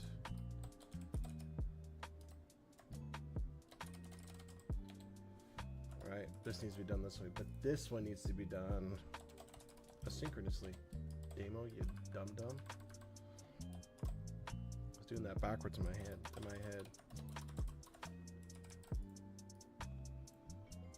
What are you mad about? Oh, that's okay. Well, covariance. That's what it was upset about. Can't use covariance. Yeah, I mean, I guess I could probably define. I don't think I can do it this way. Yeah, no, that was dumb. Dumb. Okay, so now we got the basic foundation of our mediator pattern. So we need to add a new project now. And we're going to name this. So let's do. Am I tripping? Oh, there we go. Another class library. Next. ads.method.services.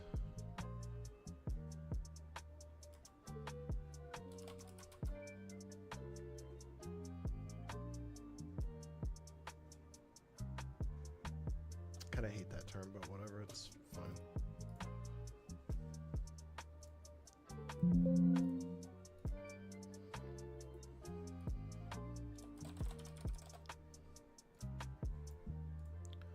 So first thing we'll do is we're going to do control.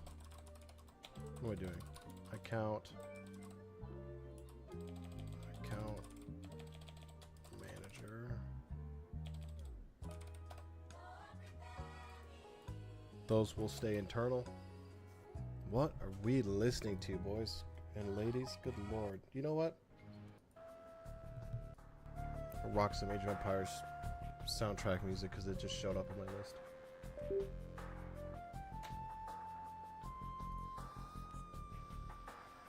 So anytime you're working, now that we're starting to step into logic or business logic, these classes should stay internal. Okay? The mediator and the interface is helping bridge that gap in a secure and expandable way, following solid principles, proper design pattern usage between the managers on the business side and the UI front end. Because interfaces are contracts, and that's really what matters.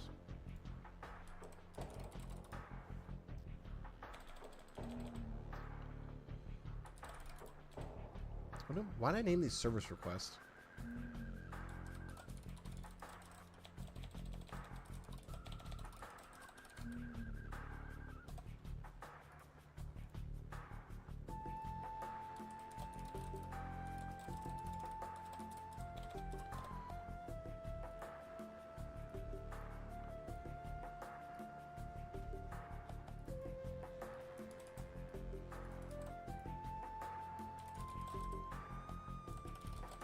Yeah.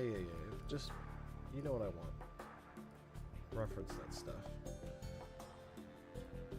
Okay.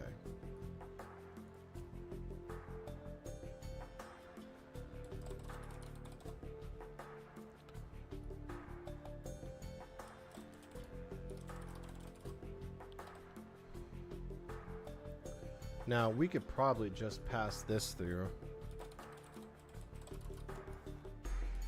And then we probably need to make a response here.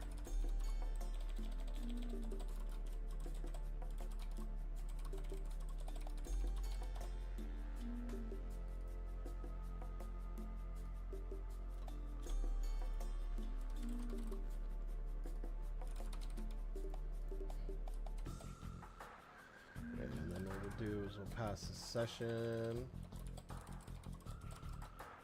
Do a player, maybe account ID. This is nullable. This is nullable.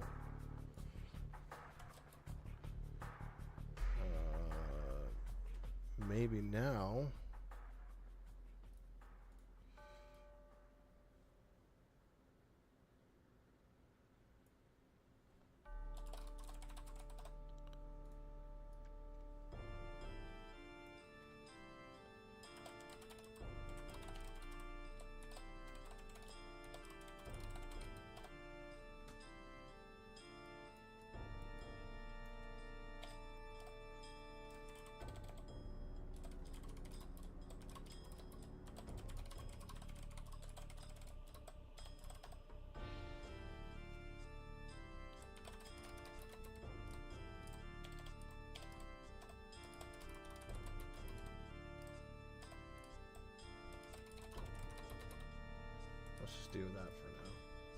And technically, you don't have to define the numbers after the first one. If you just define the first one, it counts for you.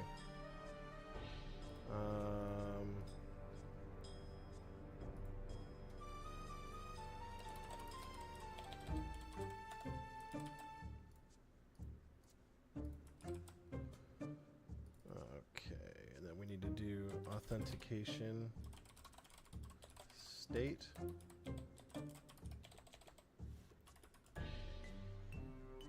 Which I think we could just call state.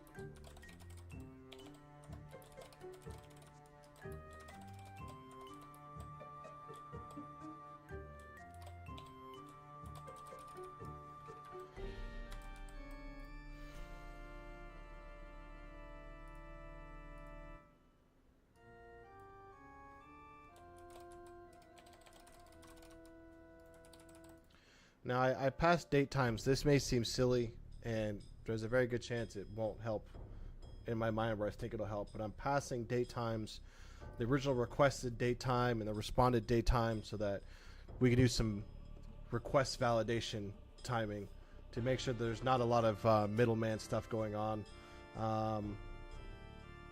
You know, if there's huge gaps of time or things are changed.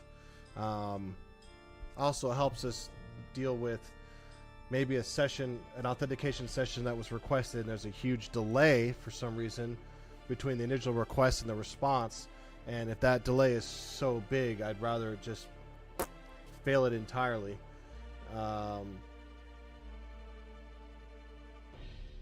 And re-request.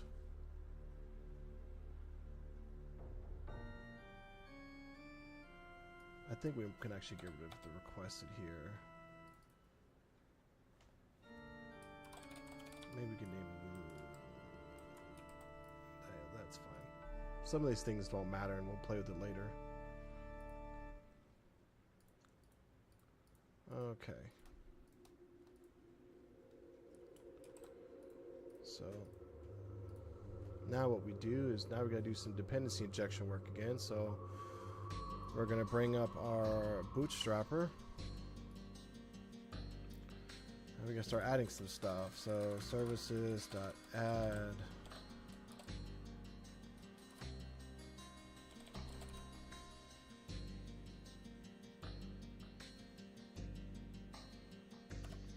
I don't think I want to do transient, but that's okay.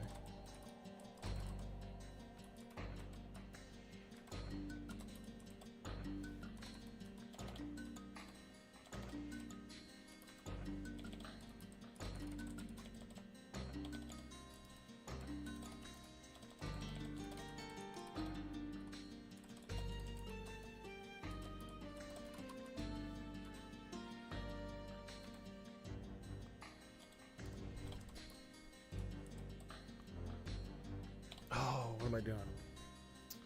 What am I doing? What am I doing?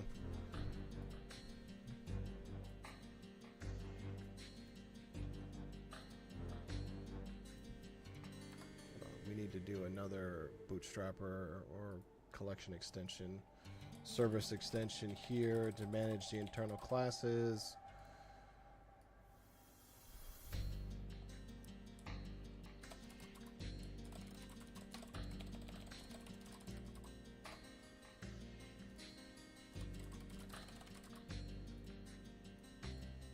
Okay, so again, because we're doing Fluent API, yeah, I know, you're upset. Yes, we just need the extraction version. Let's name this register service register logic services.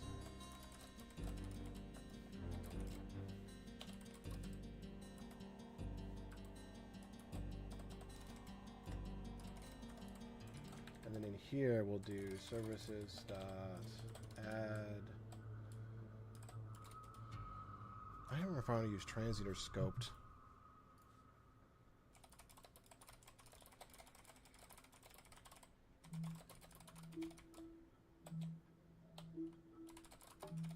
I forget what to do with managers. Just look a little research to make sure I'm doing the right thing here. Lifetime transient services, lifetime. They are requested from the service container. This means it is provided for every controller, every service, and every component. For lightweight stateless services. Okay, so then transient was right.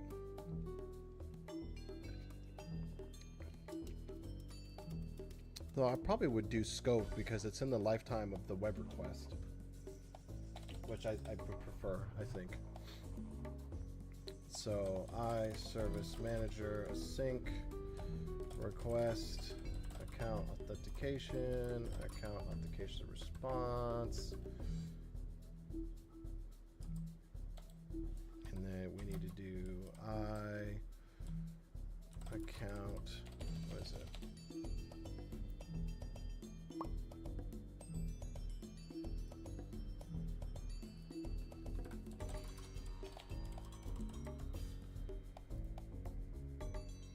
What are you mad about?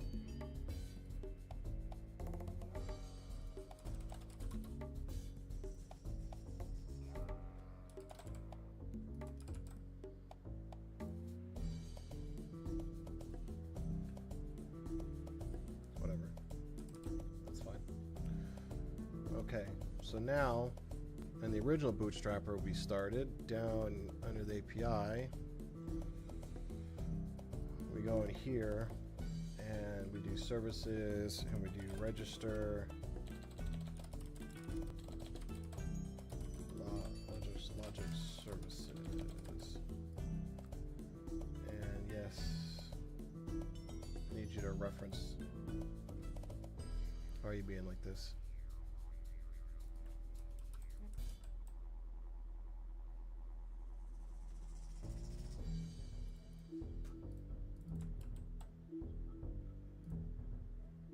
Come on. Rat ass.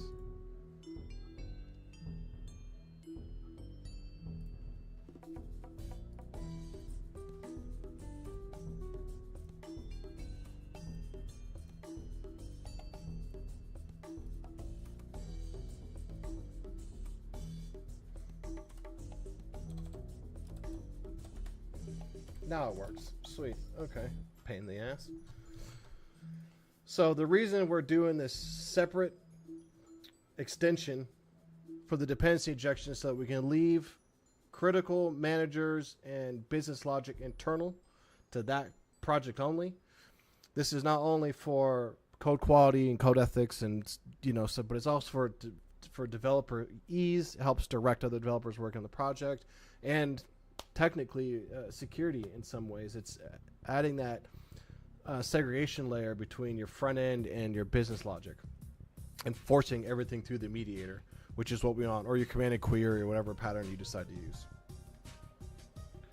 Before we start working on the meats and the guts of those managers, let's go ahead and get all this front end stuff done. So let's start with the profile API next.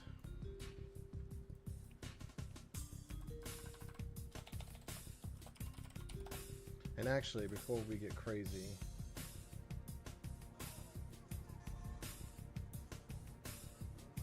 let's go back to my account controller here and let's do some dependency injection work.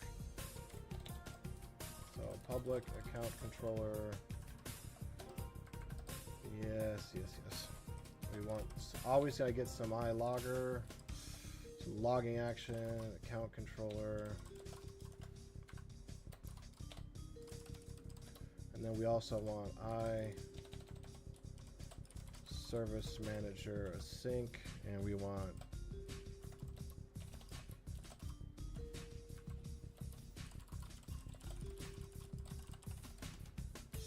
okay. Anytime you're resolving dependencies, I put them in read-only properties. They should not change. They should not change. If you're resolving from dependency injection, it should not be adjusted.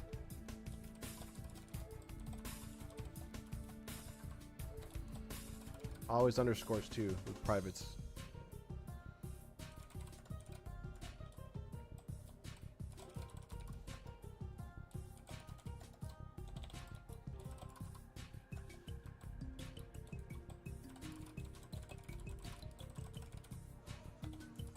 Okay.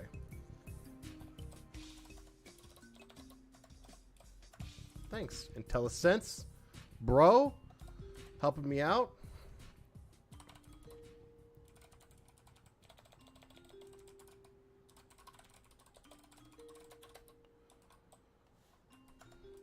Again, this is kind of boilerplate, guys. We're definitely have to come back through here and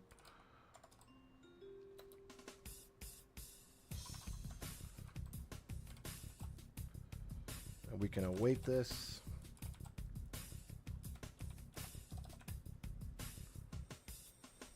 First of all, if account authentication, if request authentication is null, because it gave it back to me nullable, didn't it?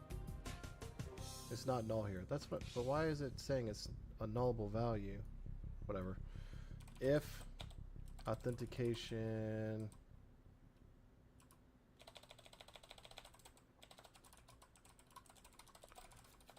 response dot state is equal to failed. We want to do a log warning.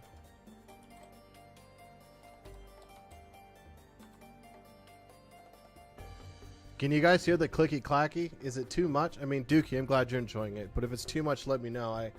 I have a hex gear keyboard with BXD switches or BXO, I think BXO switches, and they are highly tactile.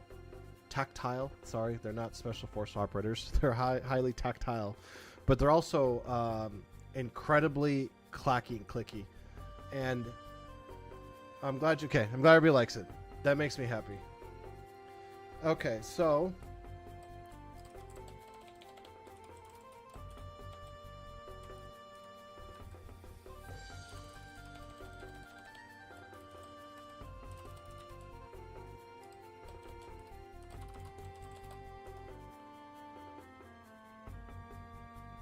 thanks, Restream. Feel free to snooze away. By the way, Dookie, Shark Snacks is my lady. This is Dookie, longtime friend, longtime Tarkov gamer, Counter-Strike, everything between. We have loved, we have cried, we have yelled at each other, we have everything in the middle. Even did D&D for a while.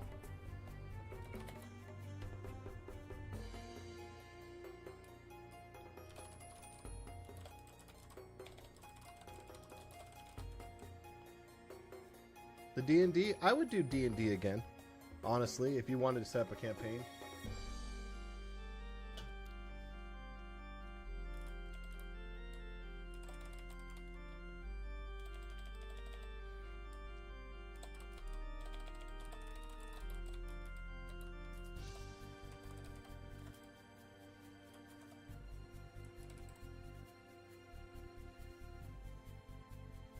I'm sure I have talked to you about it. Talk to you about him. I think, man, honestly, for me, it's just about not being so self-conscious in the role-playing aspect, because we jumped in with like Joe and Thor and those guys, right? And I don't know, man, it was like I'm used to yelling at them in like a competitive standpoint, and then like to role-play a paladin. You know, I was a little self-conscious. I was a little self-conscious. I'll admit it.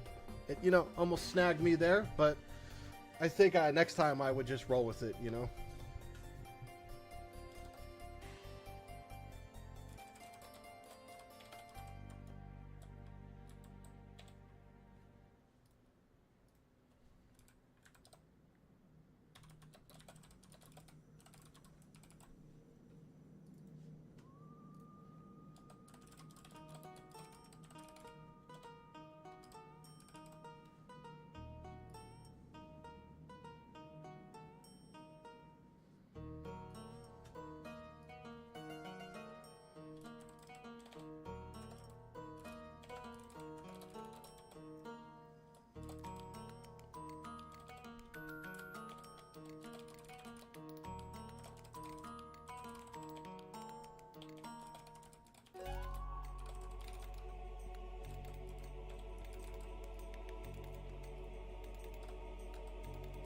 Actually, you know what I should do?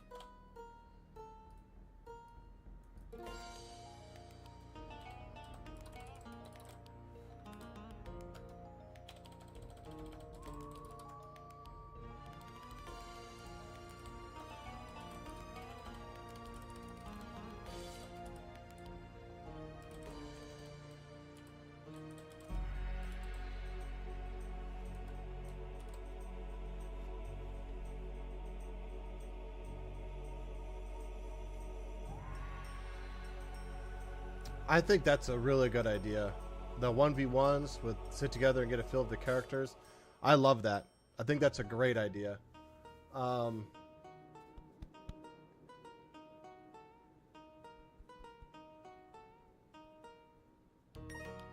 think having everything online would be super helpful. And I think, you know, maybe adding a couple of people to the party that are seasoned D&D players. Because I think there's a lot of unseasoned players, and I had been out of the D&D realm for years at that point. So having other seasoned guys in there, I think, like Tony was seasoned, I thought. You know, if we had one more on top of Tony instead of the Dungeon Master that's also a seasoned player, I think it'd been really helpful too. That way you're getting some real-time example of the interaction and the fighting and stuff between people who do it on the regular.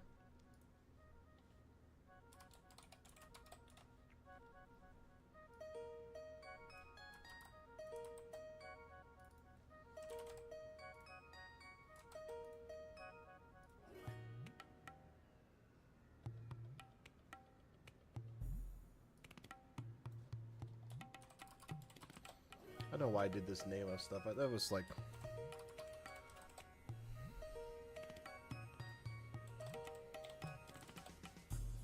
Actually, I think we should just name this off.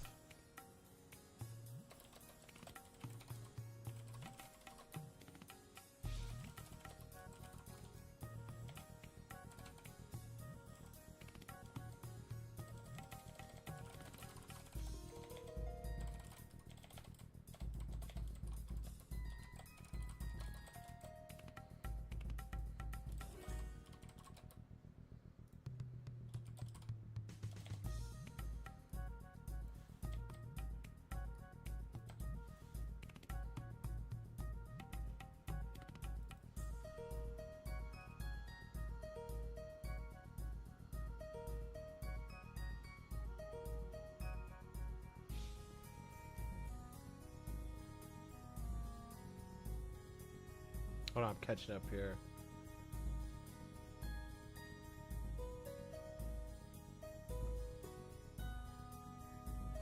T, huh? Different times to T. I need an Arnold. Wow. Oh my God, where was? I need an Arnold Palmer Kingdom, please. I know it's a lemonade mix, but maybe they're just like the Bastard Kingdom.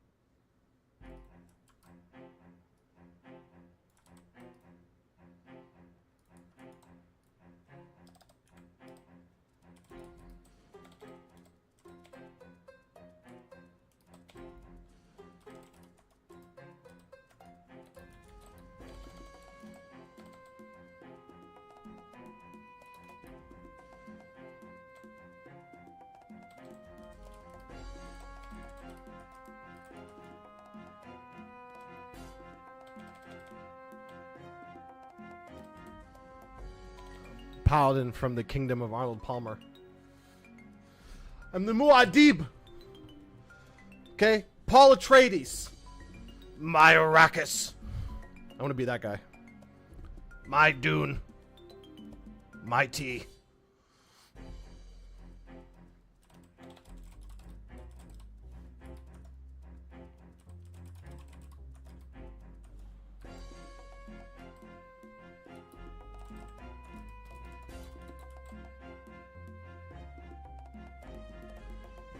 That's fine. That's fine, Dungeon Master. Shit on my dreams already. No, for those who are listening, a good Dungeon Master makes you question your sanity at times. Okay. Macho's good.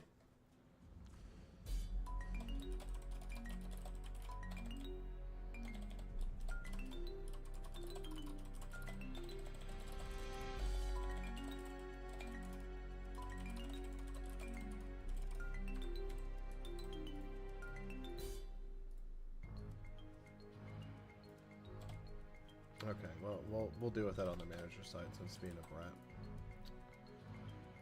Okay, and then one more case. Rejected.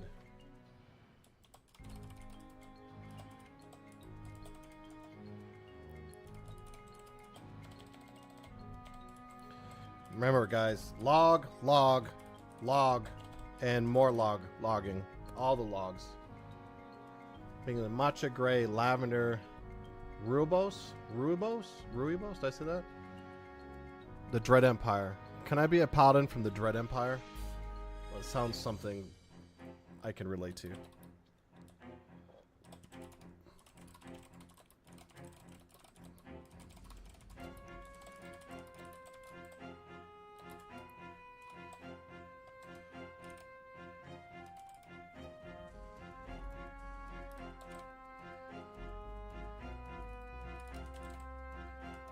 Perfect.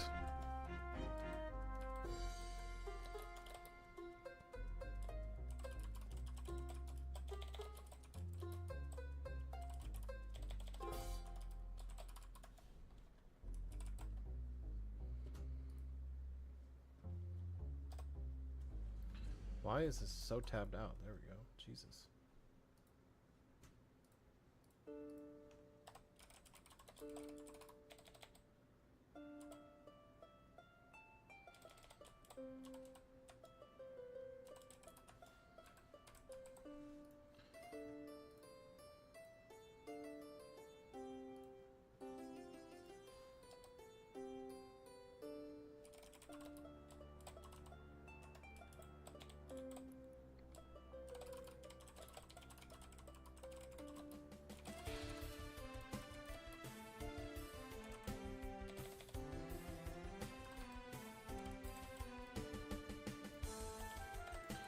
Look at that, boys. We got a basic authentication controller written out. Only took 4 hours. Just kidding. It took 2.5 hours. Feels like 4 hours. All right, team. I'm going to use the restroom real quick. I'm going to use the restroom real quick. I'll be right back. Maybe grab a quick bite because we still got... I would like to get the profile controller done. And then kind of see where we are from there. Maybe do a little C++ work. Give me like 5 minutes to quickly use the restroom, and I'll be back. Little pee-pee break. If you smoke them while you got them, things like that. Be back in a second.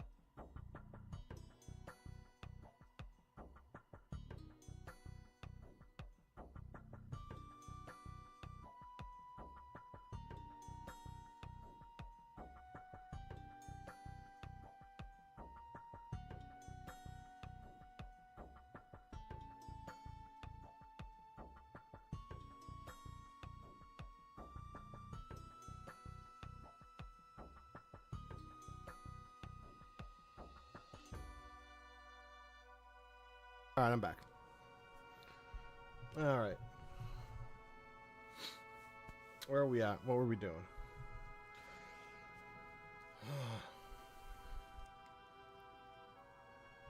Hold on one second. Let me see if I can get this cam figured out real quick.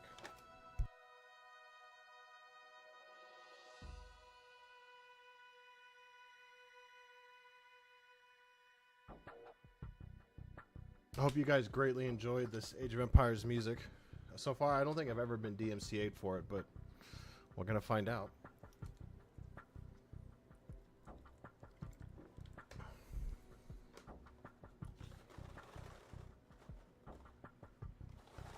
Taking my male vitamins real quick, since I don't eat vegetables like a 10-year-old.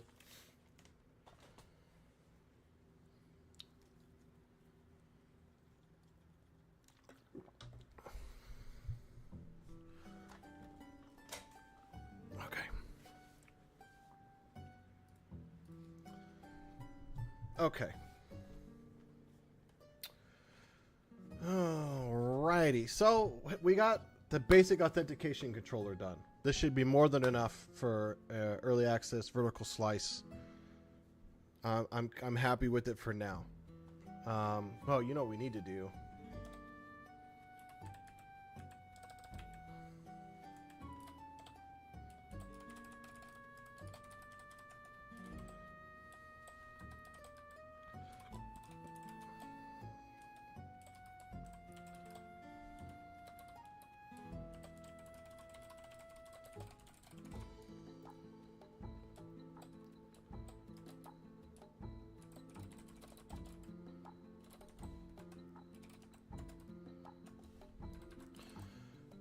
Okay.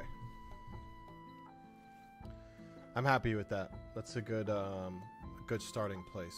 The next thing we want to do is start this profiles controller, which means we need to add an empty. We need to do a couple things. So we need to add another folder under our internal manager's shared project or shared stuff. This is going to be profile. And we need to add a new class. This is going to be request profile.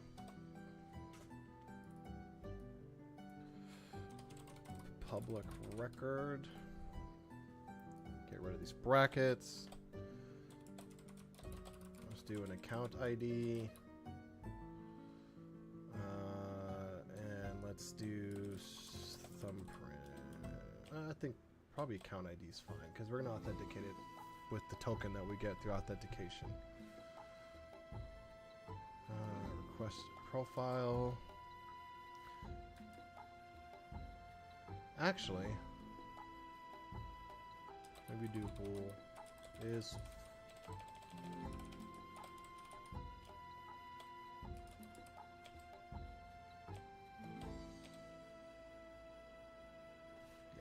that's fine. Now, typically, you don't have to make a whole record for just a GUID. You could just pass the GUID, but this helps with naming conventions. It helps give strong verbose direction of what's happening. You can also get rid of all this. We can delint that for now. A little delinting. Let's add a class. Profile. Requested profile.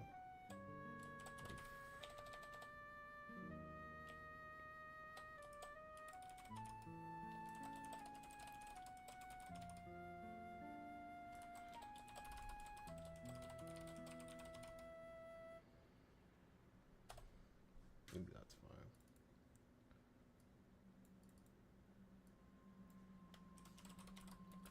The thing to remember here is a lot of this will be JSON, right? I mean, we're looking at POCO variants now, but it all will get JSONified.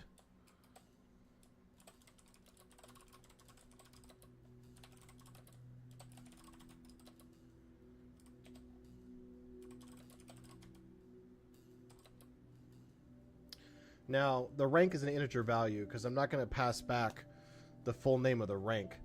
I just want to pass back an integer value that the game client will then know which asset to load to display the rank, right?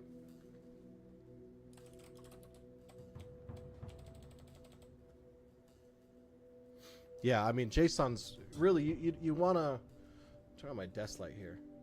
Maybe? Wow, that color's kind of weird, doesn't it? I do really look like I'm on Arrakis now. My Arrakis. Could turn down that brightness though. Sweet Jesus.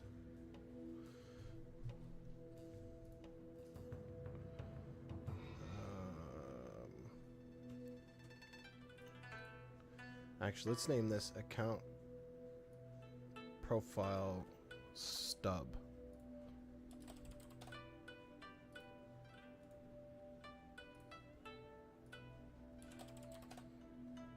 Because we just want the stuff for the front here. What did I write down on my sticky note?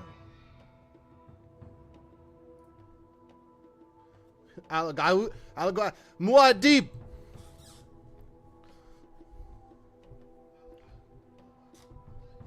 Oh no, somebody's coming to my office because I hear myself. Hold on 1 second, guys. Give me.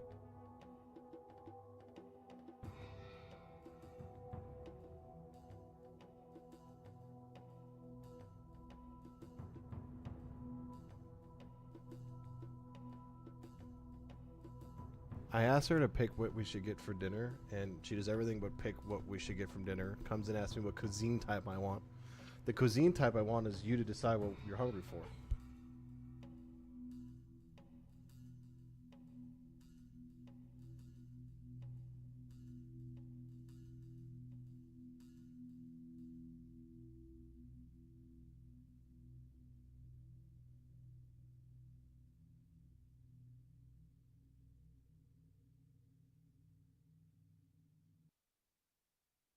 Hold on, guys. We're solving food acquisition right now. We had some good news come in this morning, and so we're enjoying a little fruits of the good news, I suppose. Also, it's raining like a mofo outside. I think I'm having cream cheese chicken over rice. Dude, that sounds so good. Anything with rice is good.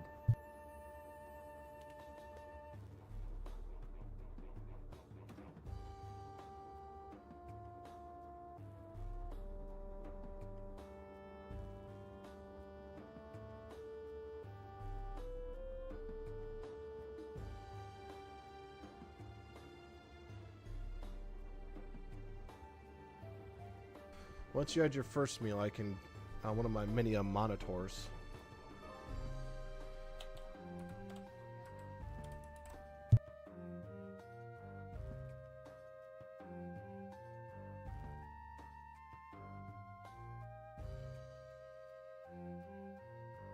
Anyway, so what I'm doing now is I'm adding a profile stub. Stub is just a fancy way of getting a partial chunk of information. Ouch. Partial chunk of information rather than the full information. Oh no, we have a kitty. I gotta show him. Hold on. Look at this chunky boy. Will it show? Okay, this is a chunky boy. This gentleman right here, this a-hole that I love with all of my heart. Okay, his name was Buddy. Okay. And he's the king of jumping on my desk and pushing everything out of the way so he can lay down. He's the king of trying to fight his sisters for no reason. And meowing like... he's a chunky boy. We're chunky boys together, for sure. Father like son. But yes, he does this thing where like he has this like really... Like it'll be like 2 in the morning and he'll just have this most depressing meow. And I'm like, dude, what's wrong? And he's just sitting in the kitchen. He's like, I don't know, I just wanted to sound... like the world was ending for no reason. You gonna talk to the peeps? Huh? This cat is so lenient. He's so laid back. He's got a bit of an eye thing that I work on with him on the daily, but for the most part, he's a very good boy. Yeah, no, he's definitely a song of our people kind of guy at 2 in the morning. Whoa! Did not mean to do that. What's up, guys? I don't know what I pressed. Alt A did that? I am Visual Studios. Now I wish I need to like lock this transformation though.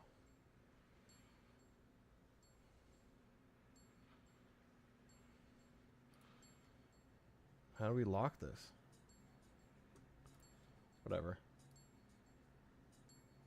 Squish. Like I'm white Putin.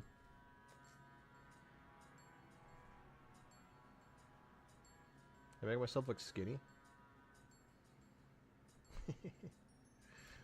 I think that's close enough. Yeah, now he's laying right here. You can't see it because the camera's limitations. But he's got to lay right here. And that's okay. You're cute. We'll allow it. Alright, so we got our stub done. And that's a good start. Though I do think we need a full profile, right?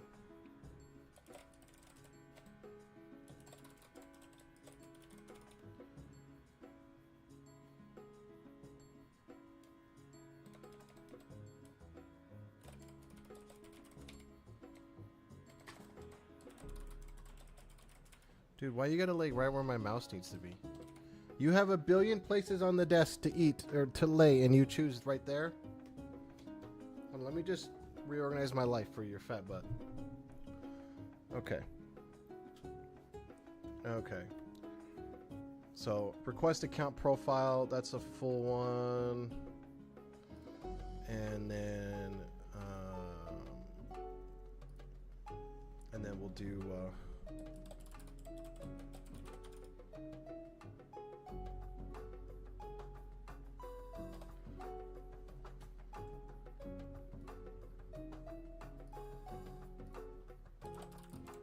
let's get the naming right here.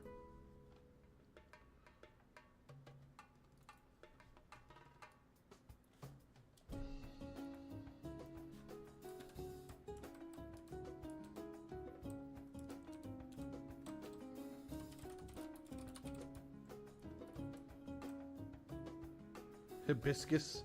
They're the evil guys? Jeez.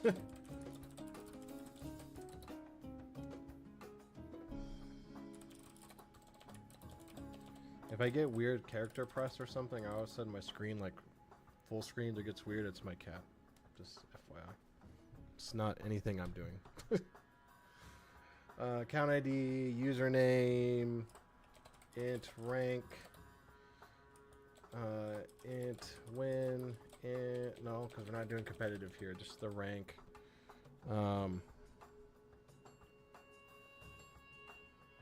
Yeah, I don't even know if we need, oh.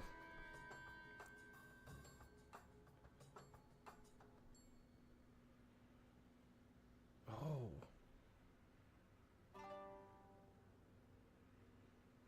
I think we need to make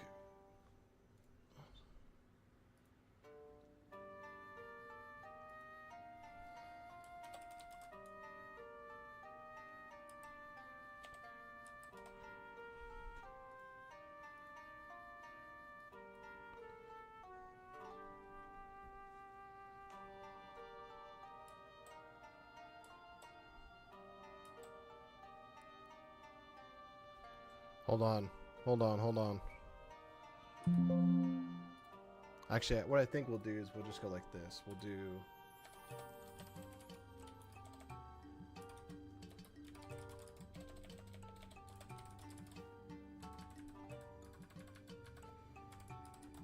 And then maybe... Or maybe go like this.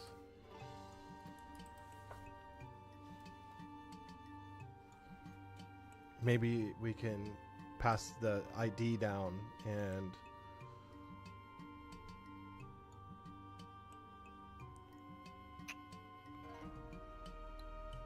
I'm trying to think of a way we could get like their account picture, but because we're cross services, I think we just can pass down their username or their ID. Ooh, what do we want to do?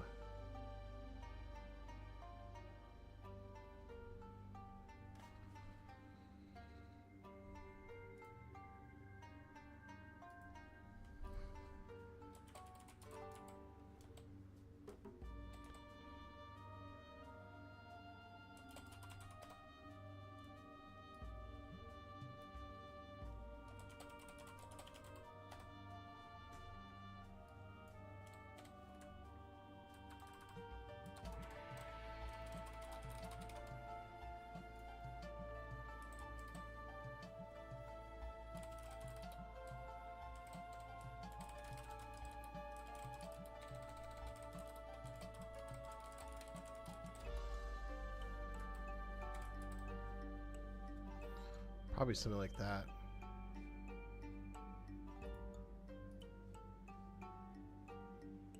First of all, this is the request. What am I doing? I just need the account ID for that.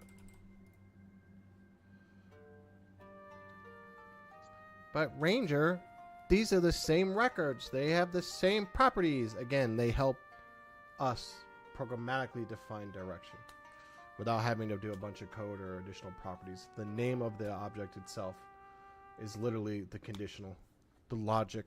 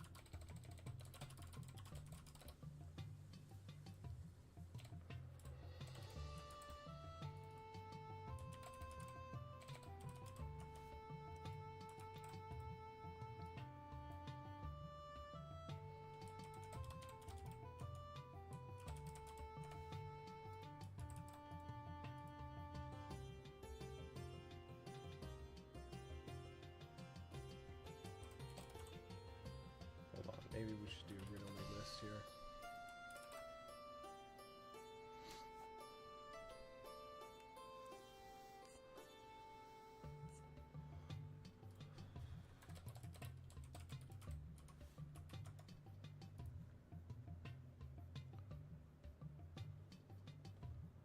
I was like, can I inherit? No, that's silly. Okay, that works.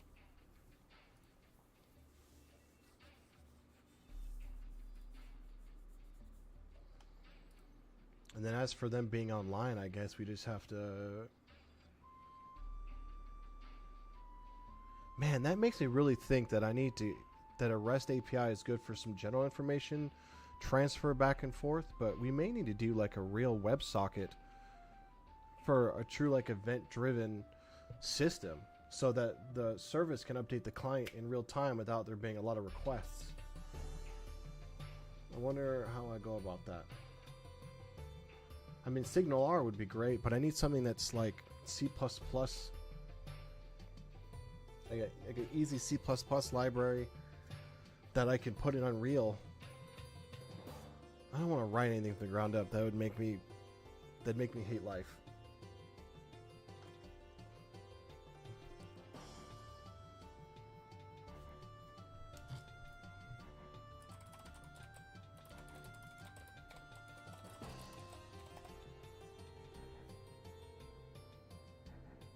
I mean, we could use SignalR. I mean, they do have a C++ version of it. Ooh, it's kind of a pain in the dick, though.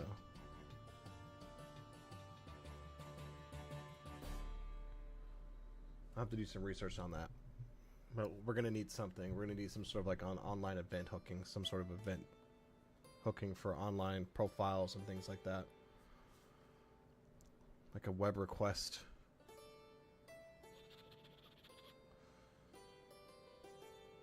Oh, that kind of busts my balls, dude. You just clocked off. Oh, you're done for the day? What are we playing tonight?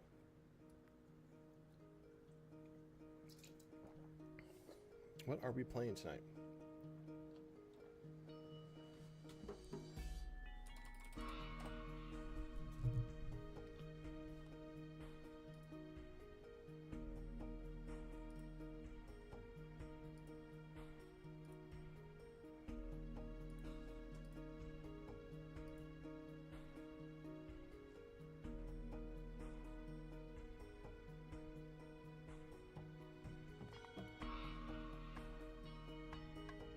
Job's done.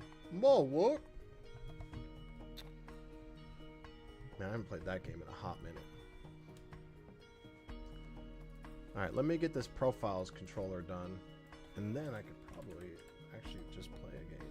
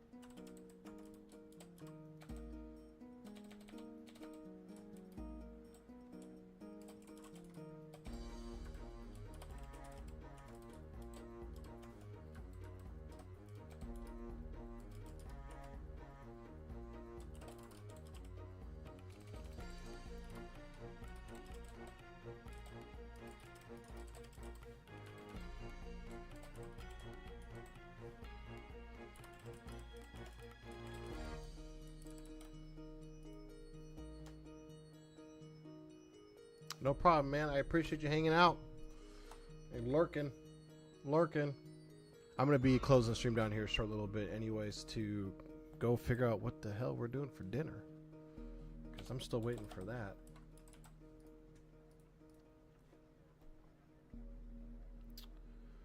Okay, we need to go... So we need to add our account manager, profile manager.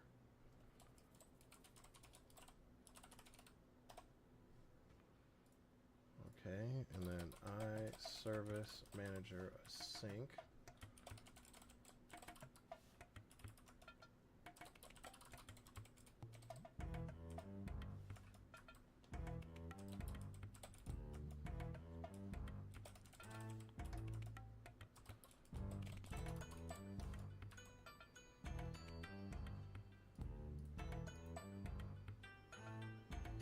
Yep, that's fine. Just add it. Then we gotta go into our service bootstrapper. Not that one. This one.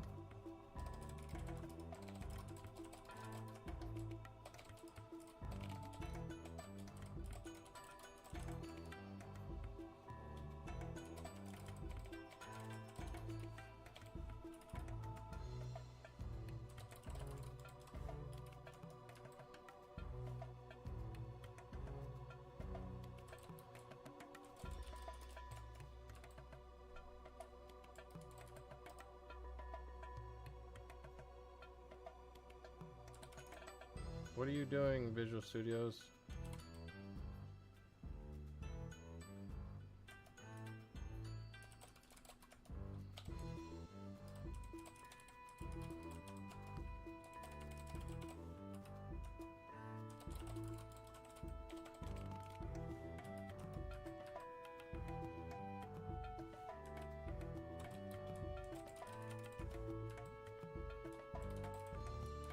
Okay, we got that stuff added. T-Bag Container, Docker must be installed. I don't, that's fine. We'll get that figured out later. Okay. So now, we're going to do our constructor for our dependency injection.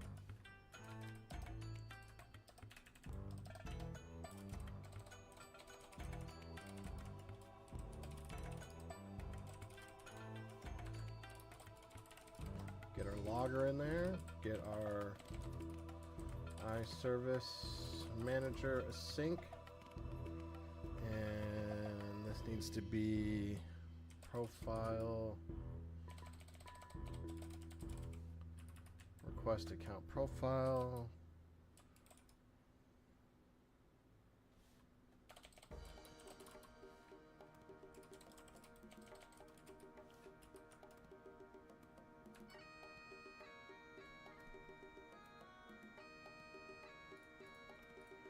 And this is account profile service.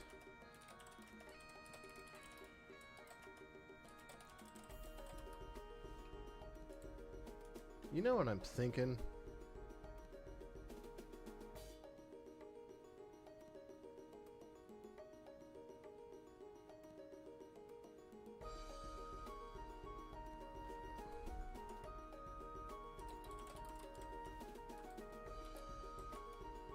That just seems really silly to me.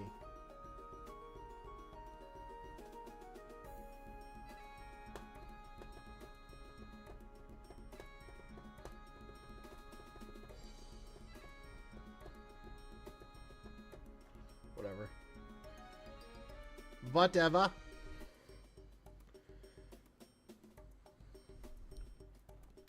I want to refactor this.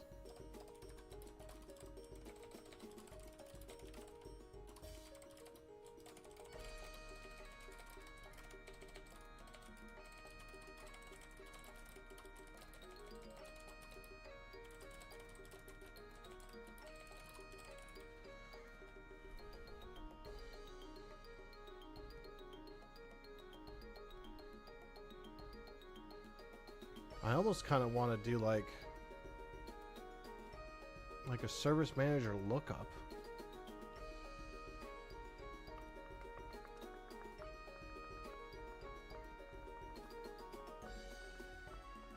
I don't know, I guess it's segregation of responsibilities.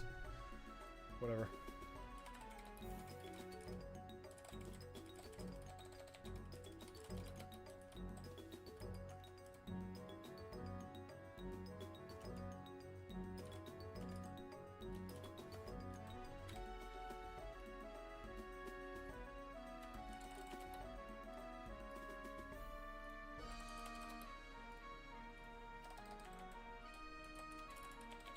I'm down for Panera Bread, but we have to do it through their website, remember? Because DoorDash kind of sucks.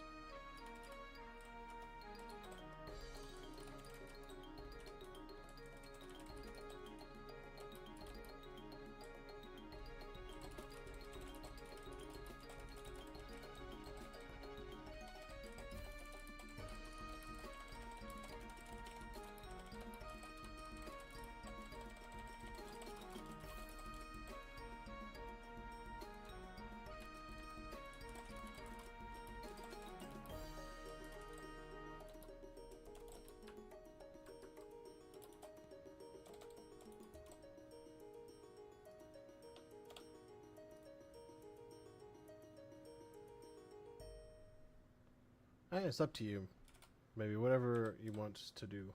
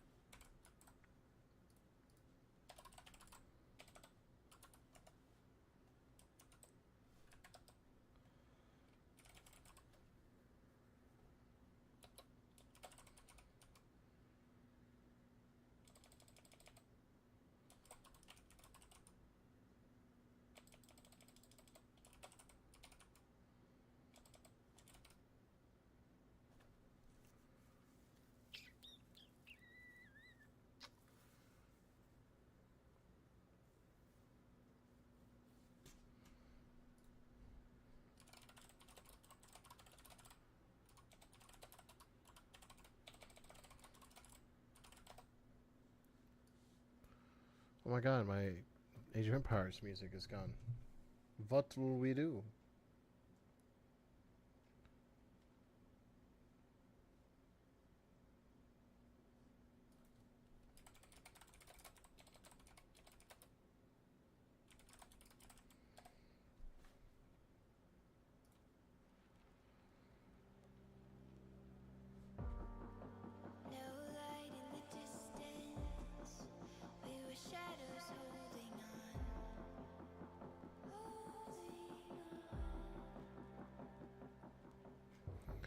Apparently this is streamer safe.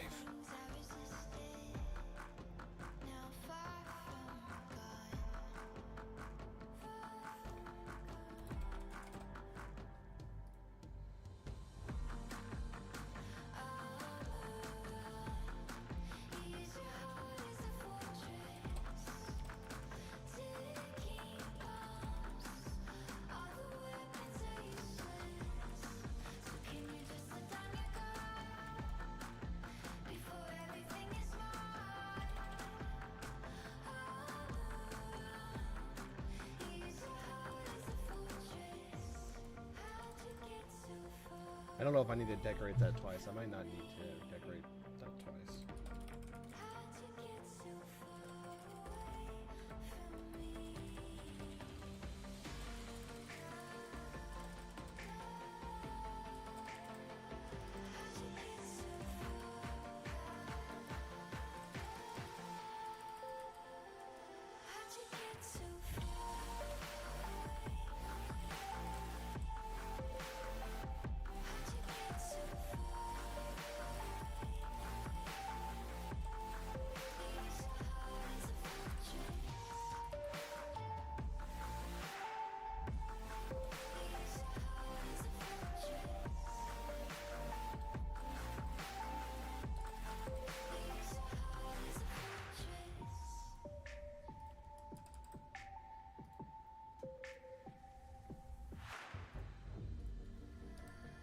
wrap your lines, ladies and gentlemen, so we reduce page width.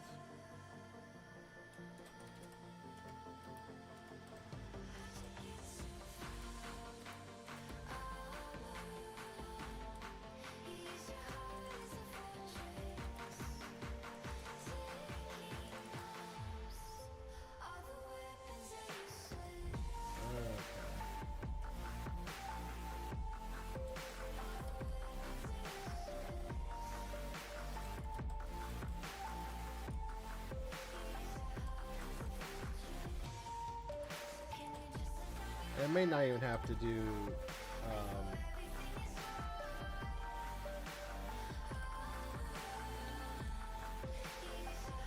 hold on guys, 1 second.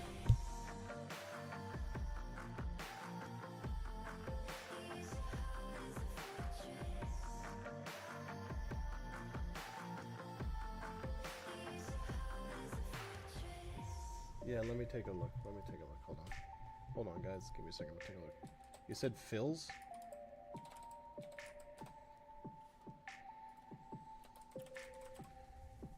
What's it like? What is it, a steakhouse? Is it a... Oh, yes it is. I got it. Hold on, look at their menu. Oh, we've been here. It's under construction. I can't see their menu.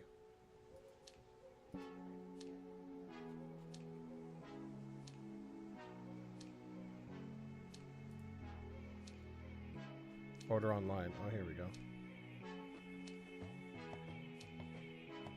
What do I want, boys? Hold on, guys. Give me 1 second. I'm gonna be right back.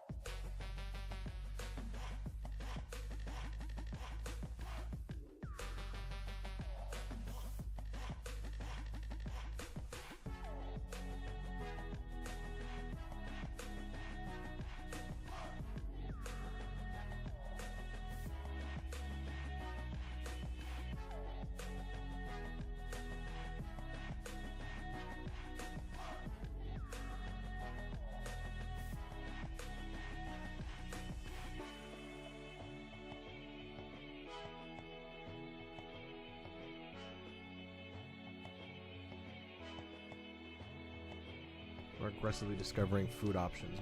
I'm here. I'm listening. You can yell at me in chat. I'm still here, but we are solving the food problem once and for all.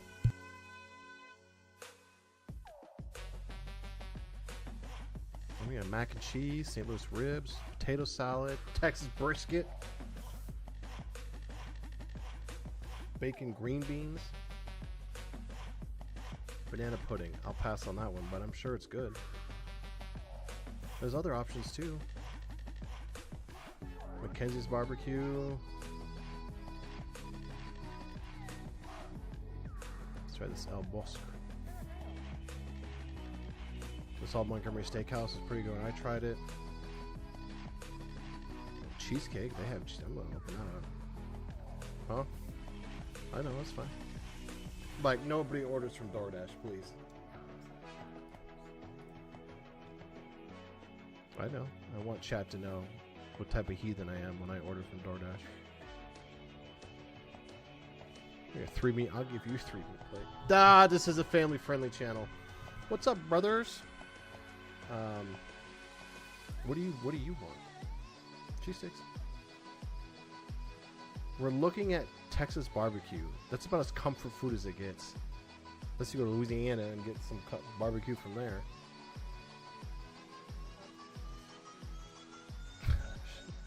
It's actually really good. Don't listen to her. Louisiana is phenomenal food. Barbecue grilled cheese, fried pickles, fried jalapenos, sample platter. About everything barbecue you can think of. This is real Texas barbecue because I currently reside in Texas, for those who are interested.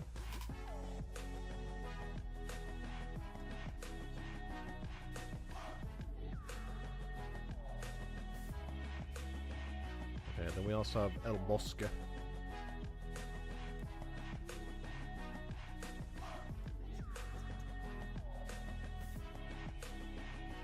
Chili con queso. Sopapillas.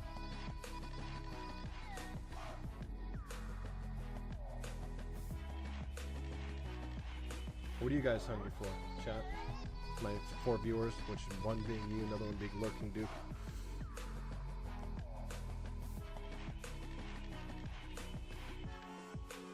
El plato di Danny.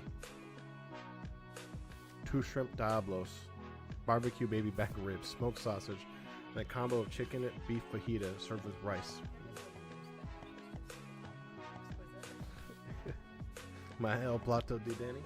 Day Danny.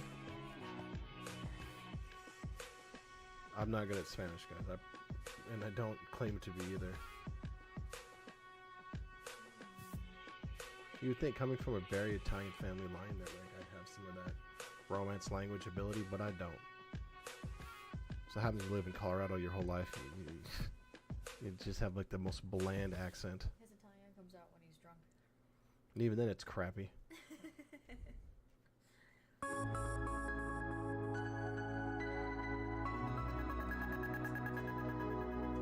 we got one more. It's the steakhouse.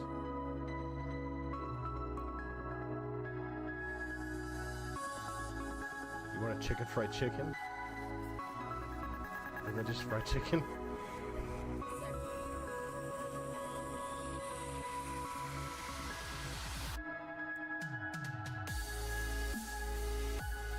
Club sandwiches, Philly cheese sandwich, New York steak sandwich, soup and sandwich combo. You want some corn nuggets? What the hell is a corn nugget?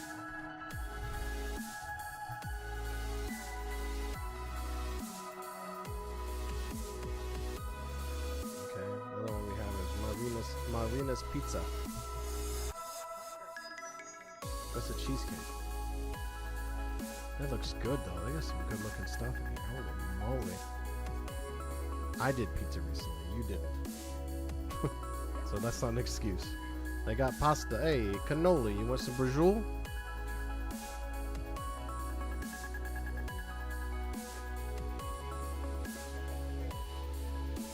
This one's a margarita pizza. Yeah, Alfredo sauce, red onions, mushrooms, grilled chicken, and bacon. No, because you're the only weirdo on the planet who just want Alfredo sauce and noodles on their pizza. Most people want chicken. My lady's very vegetarian for the most part. Like, oh, they have pasta right here. I'm sure they do. With Alfredo sauce. Fettuccine Alfredo. Grilled chicken if you want it, or some meatballs.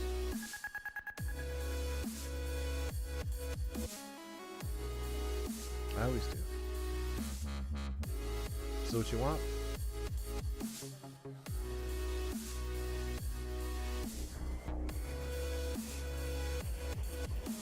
I just want you to pick, like I asked you 22 hours ago. I think roughly I initially asked you if what you wanted to eat over an hour ago.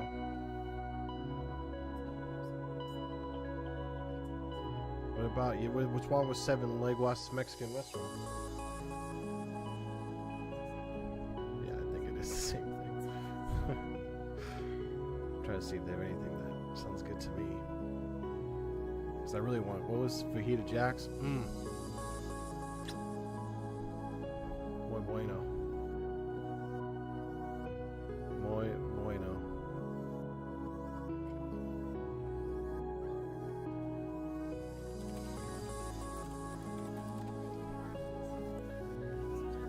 Alright, order online.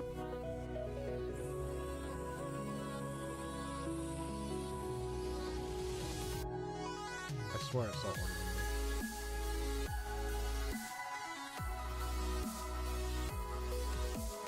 Oh, this is then go pick it up, I think.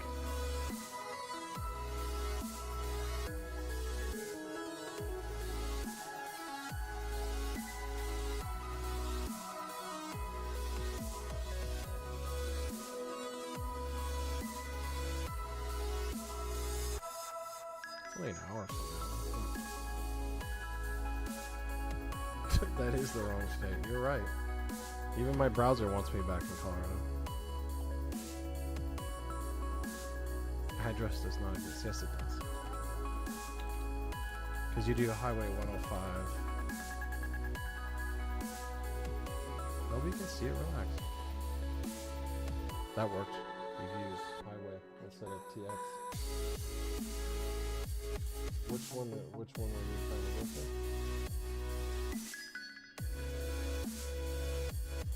Hold on, try something.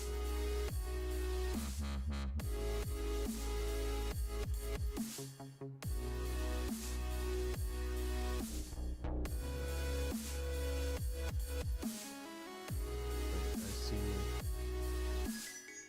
Oh, they don't do online. It's only pickup.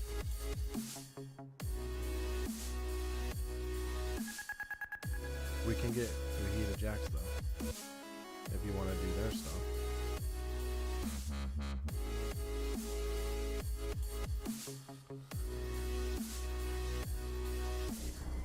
Sorry guys, almost done. We're still battling the food. Can you do and probably? Though weirdly enough, this restaurant, no other place delivers it, but Google for some reason has like the most generic Google form app thing that allows you to deliver, and I'm gonna YOLO it. Do I trust it? Do I think my food will show up? I don't know. Have you had Fajita Jacks before, Dookie?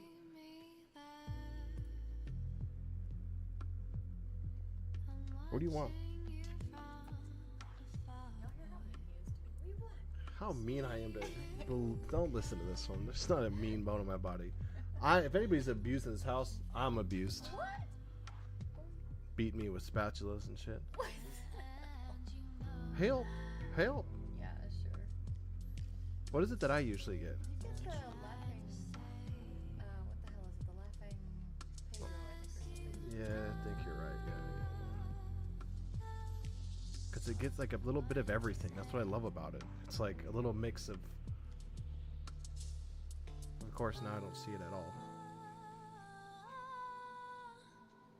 Local Lupe.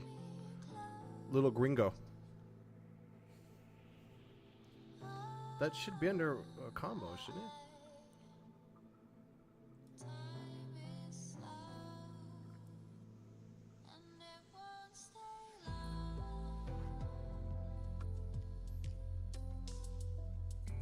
Let's see if they even have my thing. If not, then we can just get something else.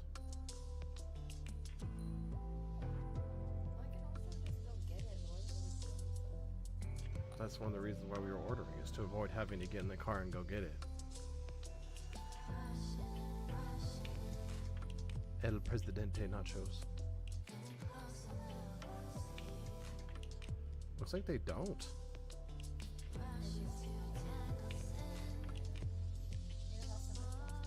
I feel like it should be under the combo, but it's not. It's on their menu.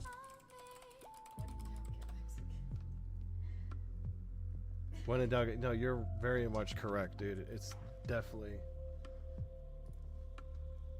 get Mexican. Nobody can see you, goober. It barely crops me. What makes you think it's gonna crop you? You're wearing like a full face of makeup. What are you worried about?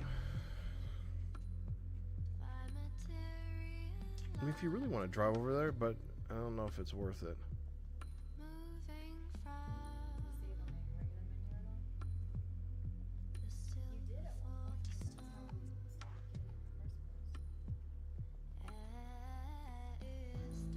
I'm not though.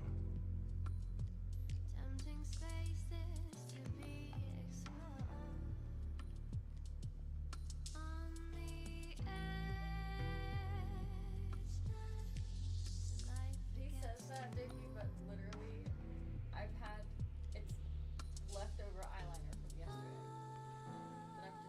She says that, but just don't listen.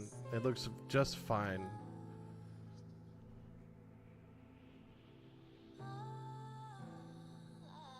I don't see it even on.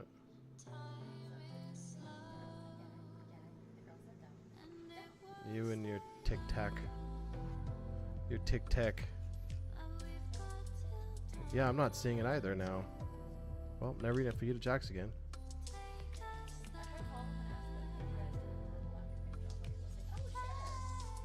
Like, ask them why they got rid of it. That's the real question. Oh, they named it. They renamed it to Juanito's Trio.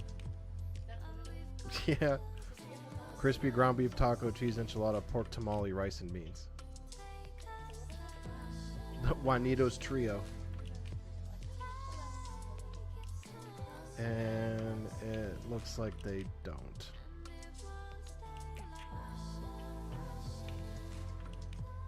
When you like want one thing, right, guys? And like the universe comes together to make sure you can't have that one thing.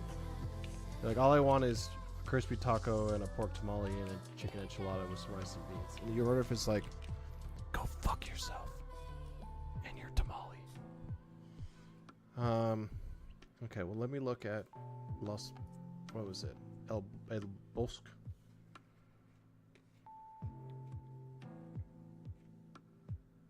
They don't have combos here. Oh, combinations. Yes, they do. Combo 1. Crispy taco, 2 cheese and a queso puff.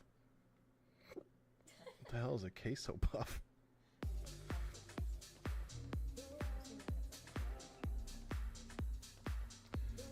Combo 2. A crispy beef taco, 2 beef enchiladas, and a guacamole salad. No. Thank you. It's the guacamole that killed it for me. I'm not. And honestly, it's one of the few things that's just the flavor I don't like. The texture is fantastic. I'm just not a fan of the flavor of guacamole. I think it's because everybody tries to shove it in your throat like, avocado toast! Oh, avocados on everything! It's enough. Enough. Don't even start with me, Dookie. Yes, I'm not a big fan of guacamole. Do you like guacamole and avocado, Dookie? Guacamole I can handle more than avocados by themselves. You realize it's like saying you don't like tomatoes, but you like ketchup. I'm not a huge fan of raw tomatoes, but I love like tomato sauce.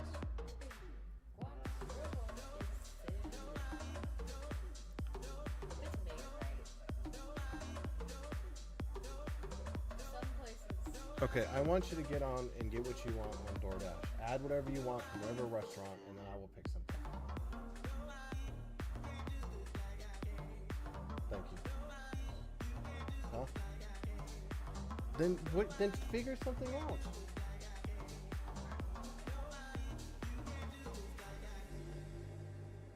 You want to drive in this?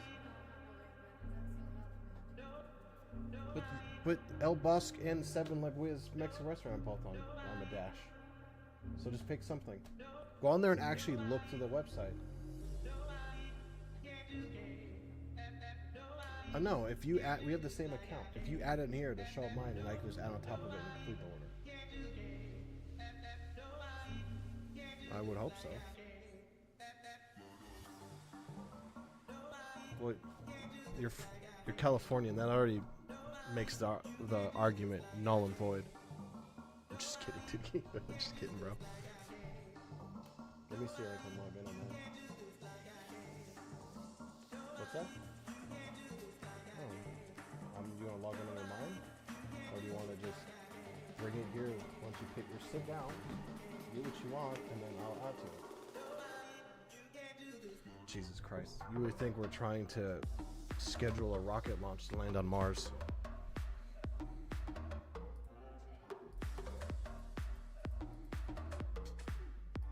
For all my long-term relationship men, I know you know what's going on. Alright, let's get back to what we were doing. That break was so long I forgot how to even write code.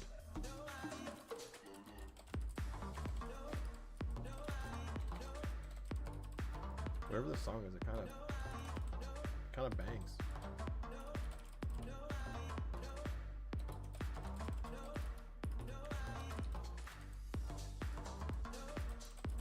All right, so we always want to write our controllers asynchronously. Yeah, once you have 10 years somewhere, you're definitely that's more your home. You know what I mean? I would say you're from there before California. After you spend 10 years in a different state, unless you're California, you move to Colorado, you're always Californian. Borders closed. We're full. I'm just kidding. I'm kidding. Welcome to the beautiful state. Please take care of it.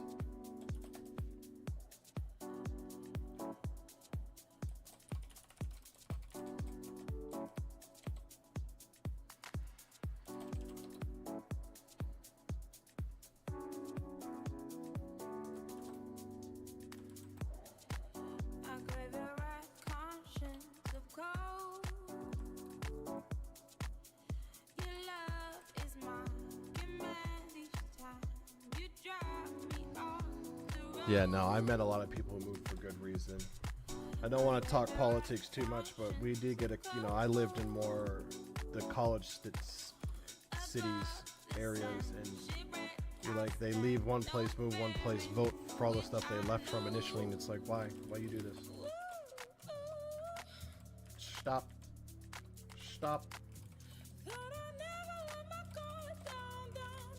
Alright, let's get our...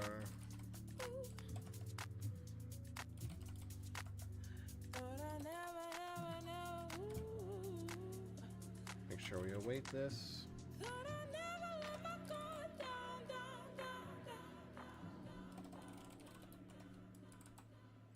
Okay.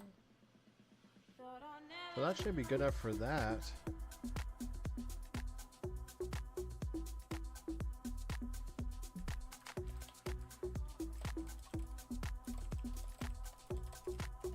What'd you have for? What'd you say you had? You had cream cheese chicken on rice. That's probably super fire.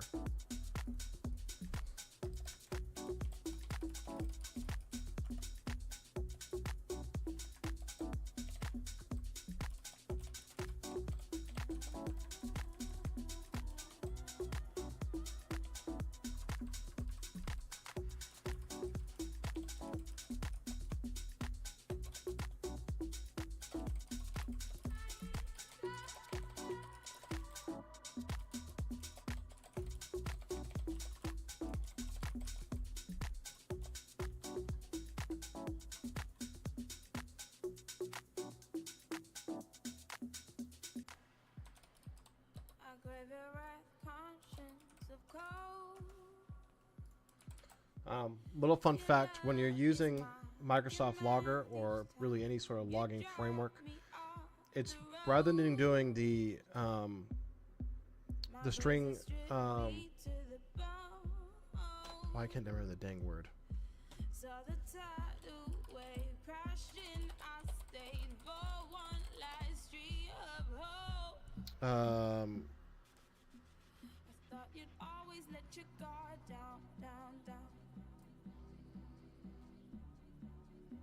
String interpolation. Jesus, my brain went dead there for a second. When using string interpolation,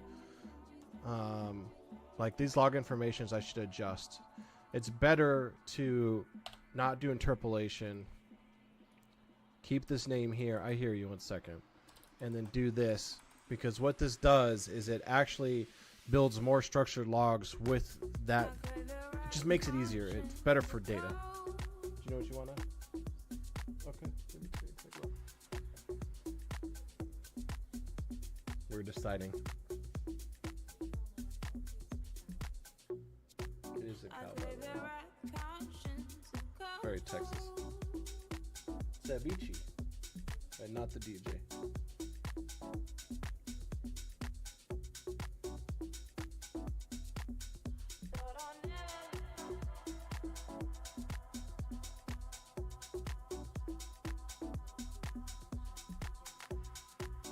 What was the Italian chef's DJ name?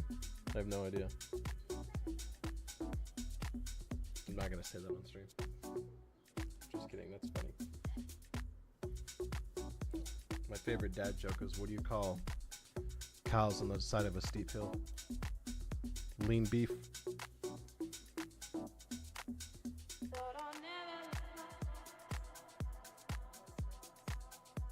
How do you find Will Smith in the snow? You look for the Fresh Prince. That's pretty funny. Since we're ordering Mexican food, what do you call 4 Mexicans in sinking sand? What do you call 4 Mexicans in sinking sand? Cuatro Cinco? That's dad masterclass joke right there. Just so everybody's very well aware. No, it's masterclass. La Polita. Here's combinations. What I was looking for.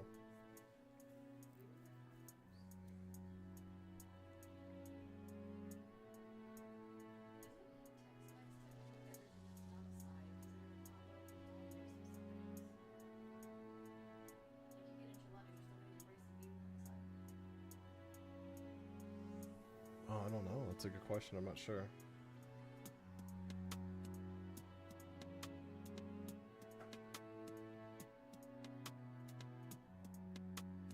What's wrong with Buddy Boy?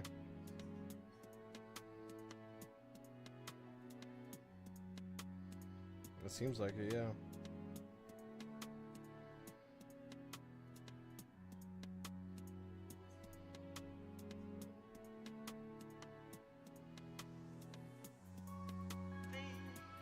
What is a cheese puff in Mexican? Duke, you know what that is?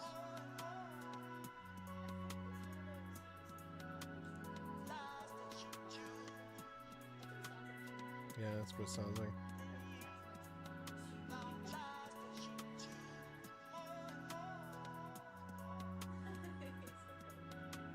A cheese puff, dude. So it's like a chili con queso cheese puff or something.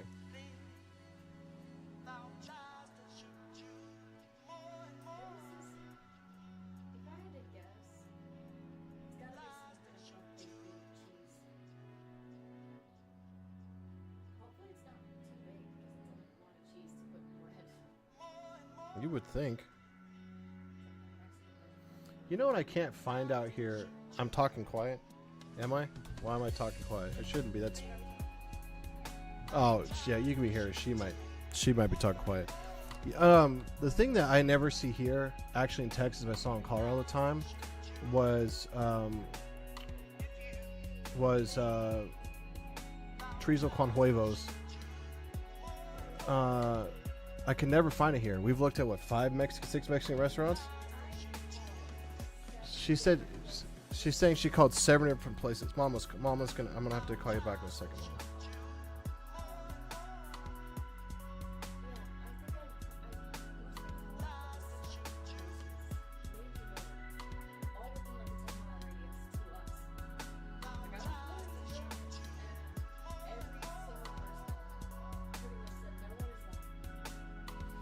Yeah, everybody was like, what's chorizo con huevos? I'm like, it's eggs and chorizo with rice and beans. Every Mexican restaurant in the northern Colorado where I lived, every single one of them served it, even through lunch and dinner.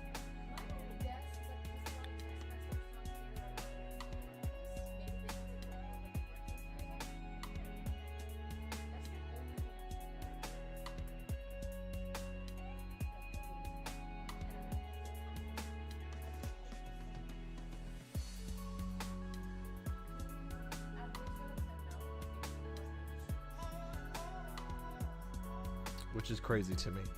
How do you know chorizo and eggs? Like, it's about as Hispanic as it gets.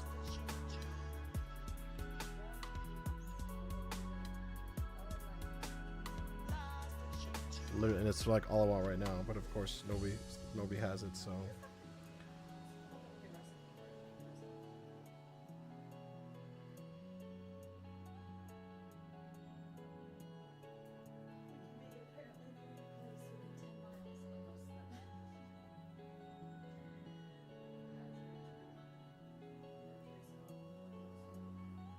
1 ground beef enchilada, 1 tamale topped with gravy, American cheese, 1 crispy taco, and a cheese puff served with rice and guacamole. Let me just. Let's go. You love C#, bro. Thanks, man. Hold on. I'm door dashing right now because I'm a fat engineer and I need to feed myself. But yes, we just got done writing the basic framework of our profile controller, and then next on our list, that's not right. Next on our list is going to be, we got to add a competitive rank endpoint.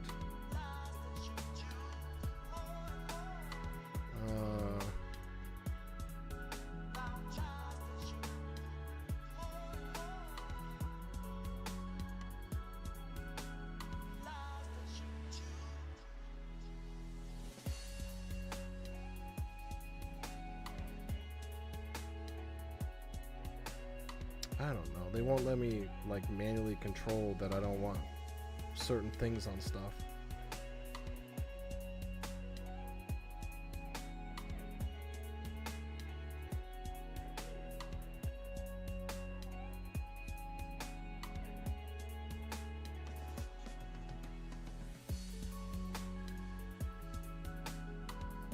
Why won't you give me any editing options?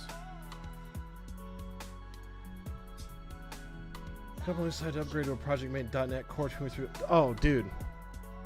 Jesus, that'd have been absolutely painful.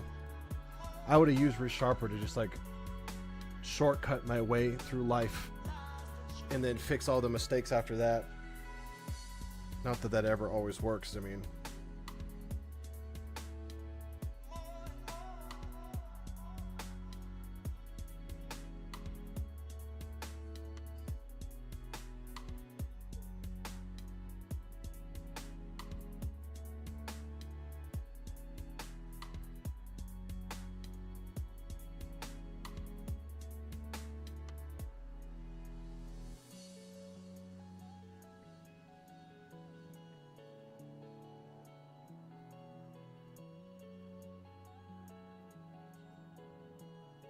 Who has?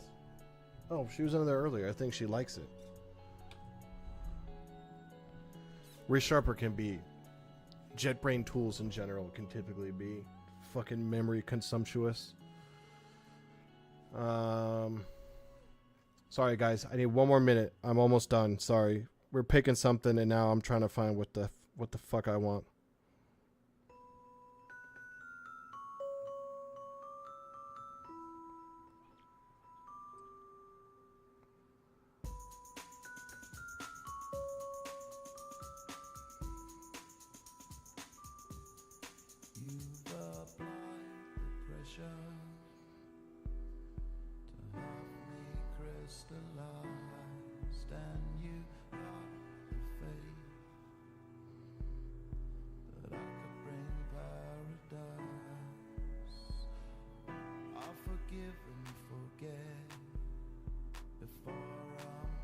Like some of these plates, like they don't serve beans with the rice, and I'm like, what the fuck?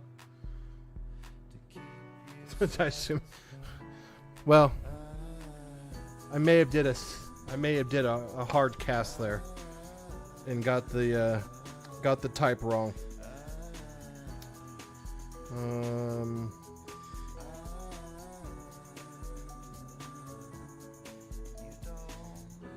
Yeah, this is such a pain in the ass. Taking steps in my direction. The sounds echoes. Does it lessen your affection? No.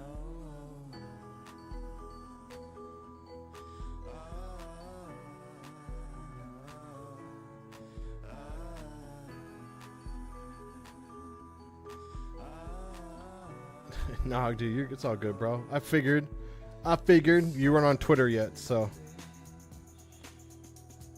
Okay, there's 3 things I'm looking at.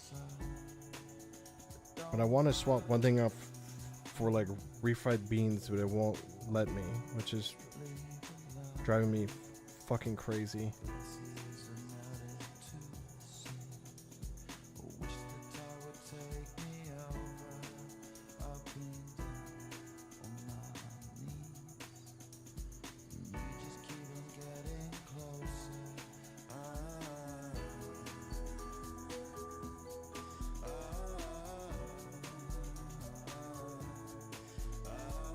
Alright, we're just gonna roll with it.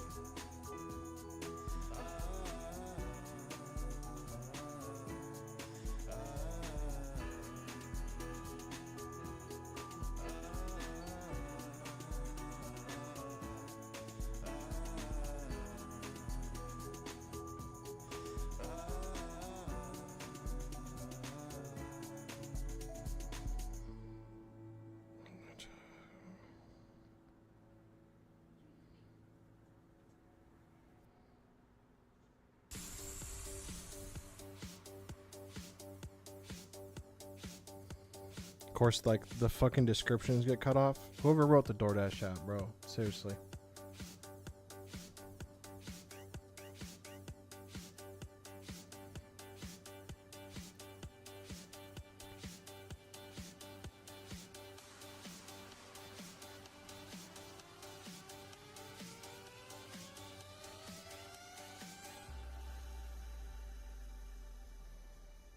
You are listening to Avicii Levels.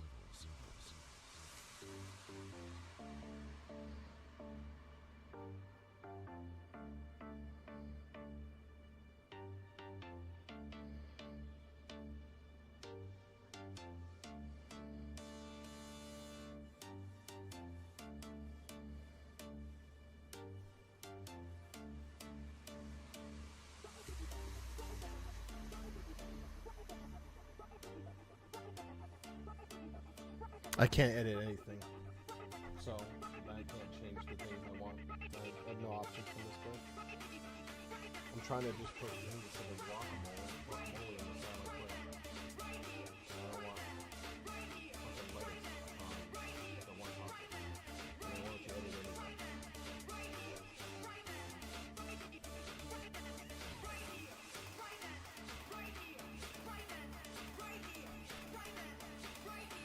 Don't be sassy.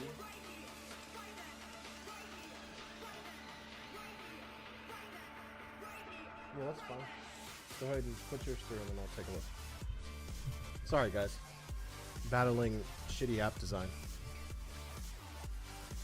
I never understand why you can't make simple, like, edit requests on certain websites. You want to try that LabWasp and see if they have something? If they allow editing?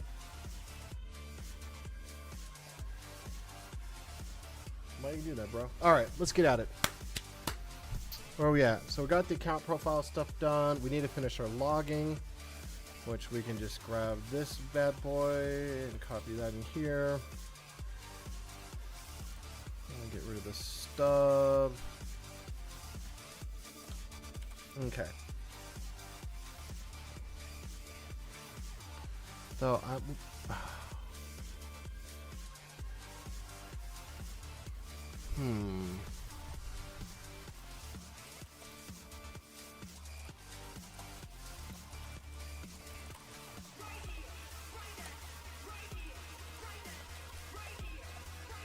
I'm trying to figure out, because I'm tagging these authorized so that we have to do, you know, token authentication. But I don't know. Oh, we need to define a middleware. Okay, let's do that too. Let's define a middleware here. Can you not chew on my water bottle, bro? Cats, dude. Guess who's back? There's Troublemaker, dude. The fucking middlewares. We're using JWT for general authentication for some of the stuff, and I don't want to do authentication to the manager. That's stupid. So that means we got to write a middleware, and then probably configure it when we're setting up the token in our service, our web builder.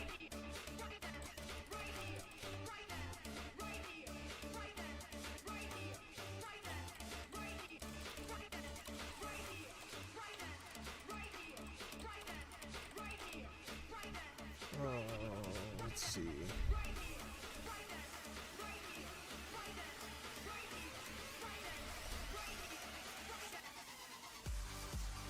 do we want?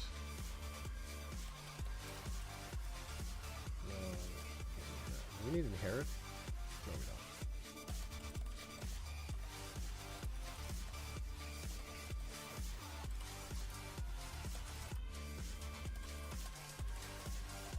it's been a hot minute since.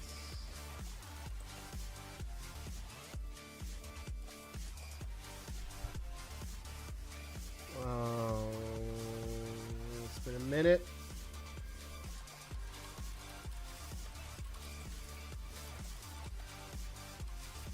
I feel like I should be inheriting from something.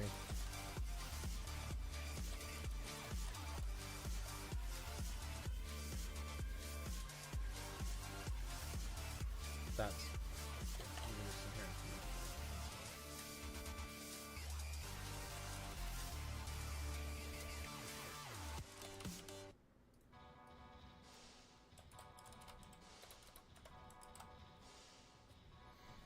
Okay.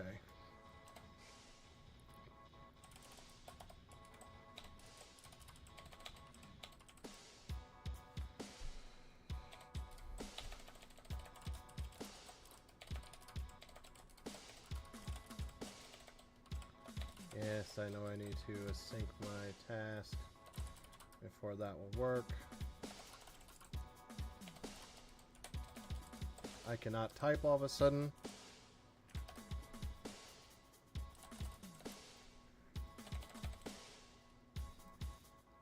Did you get something figured out? Okay. Let me take a look. Hold on, guys, before we blast this middleware.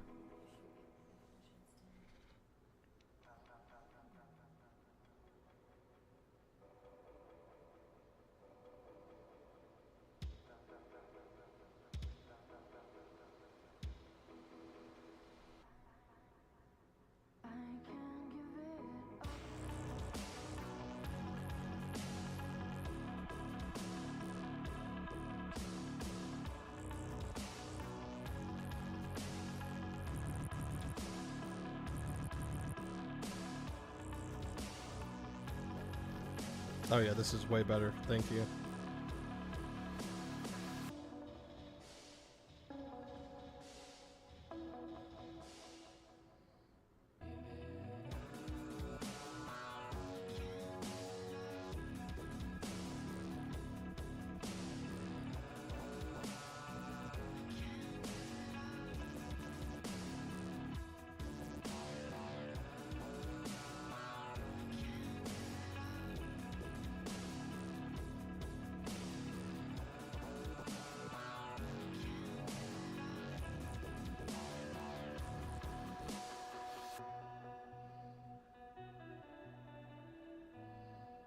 Oh yeah, this is actually what I want.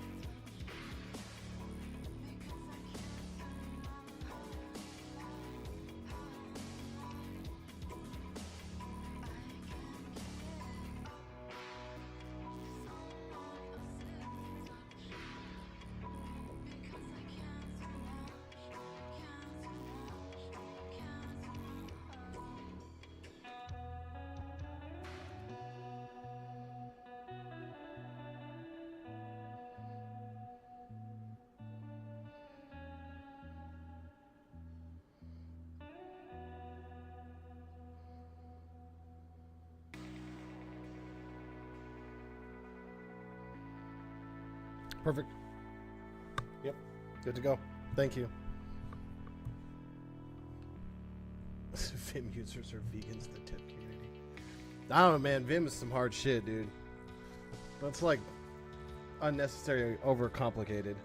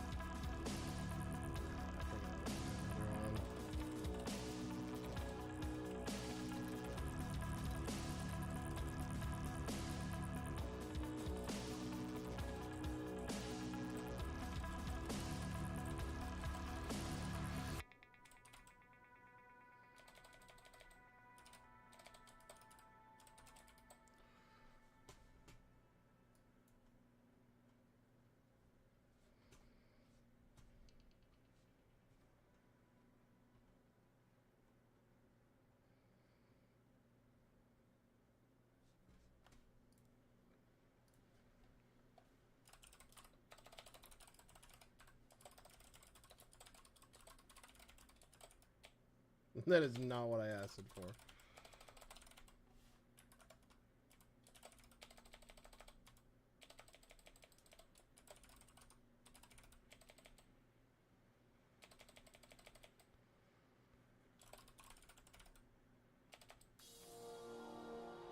Why is this not working?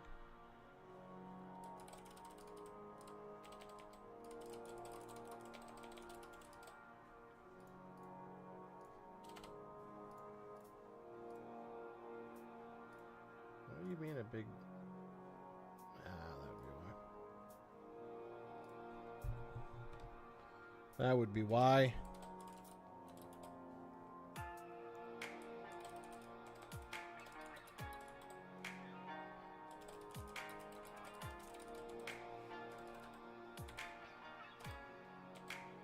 Oops.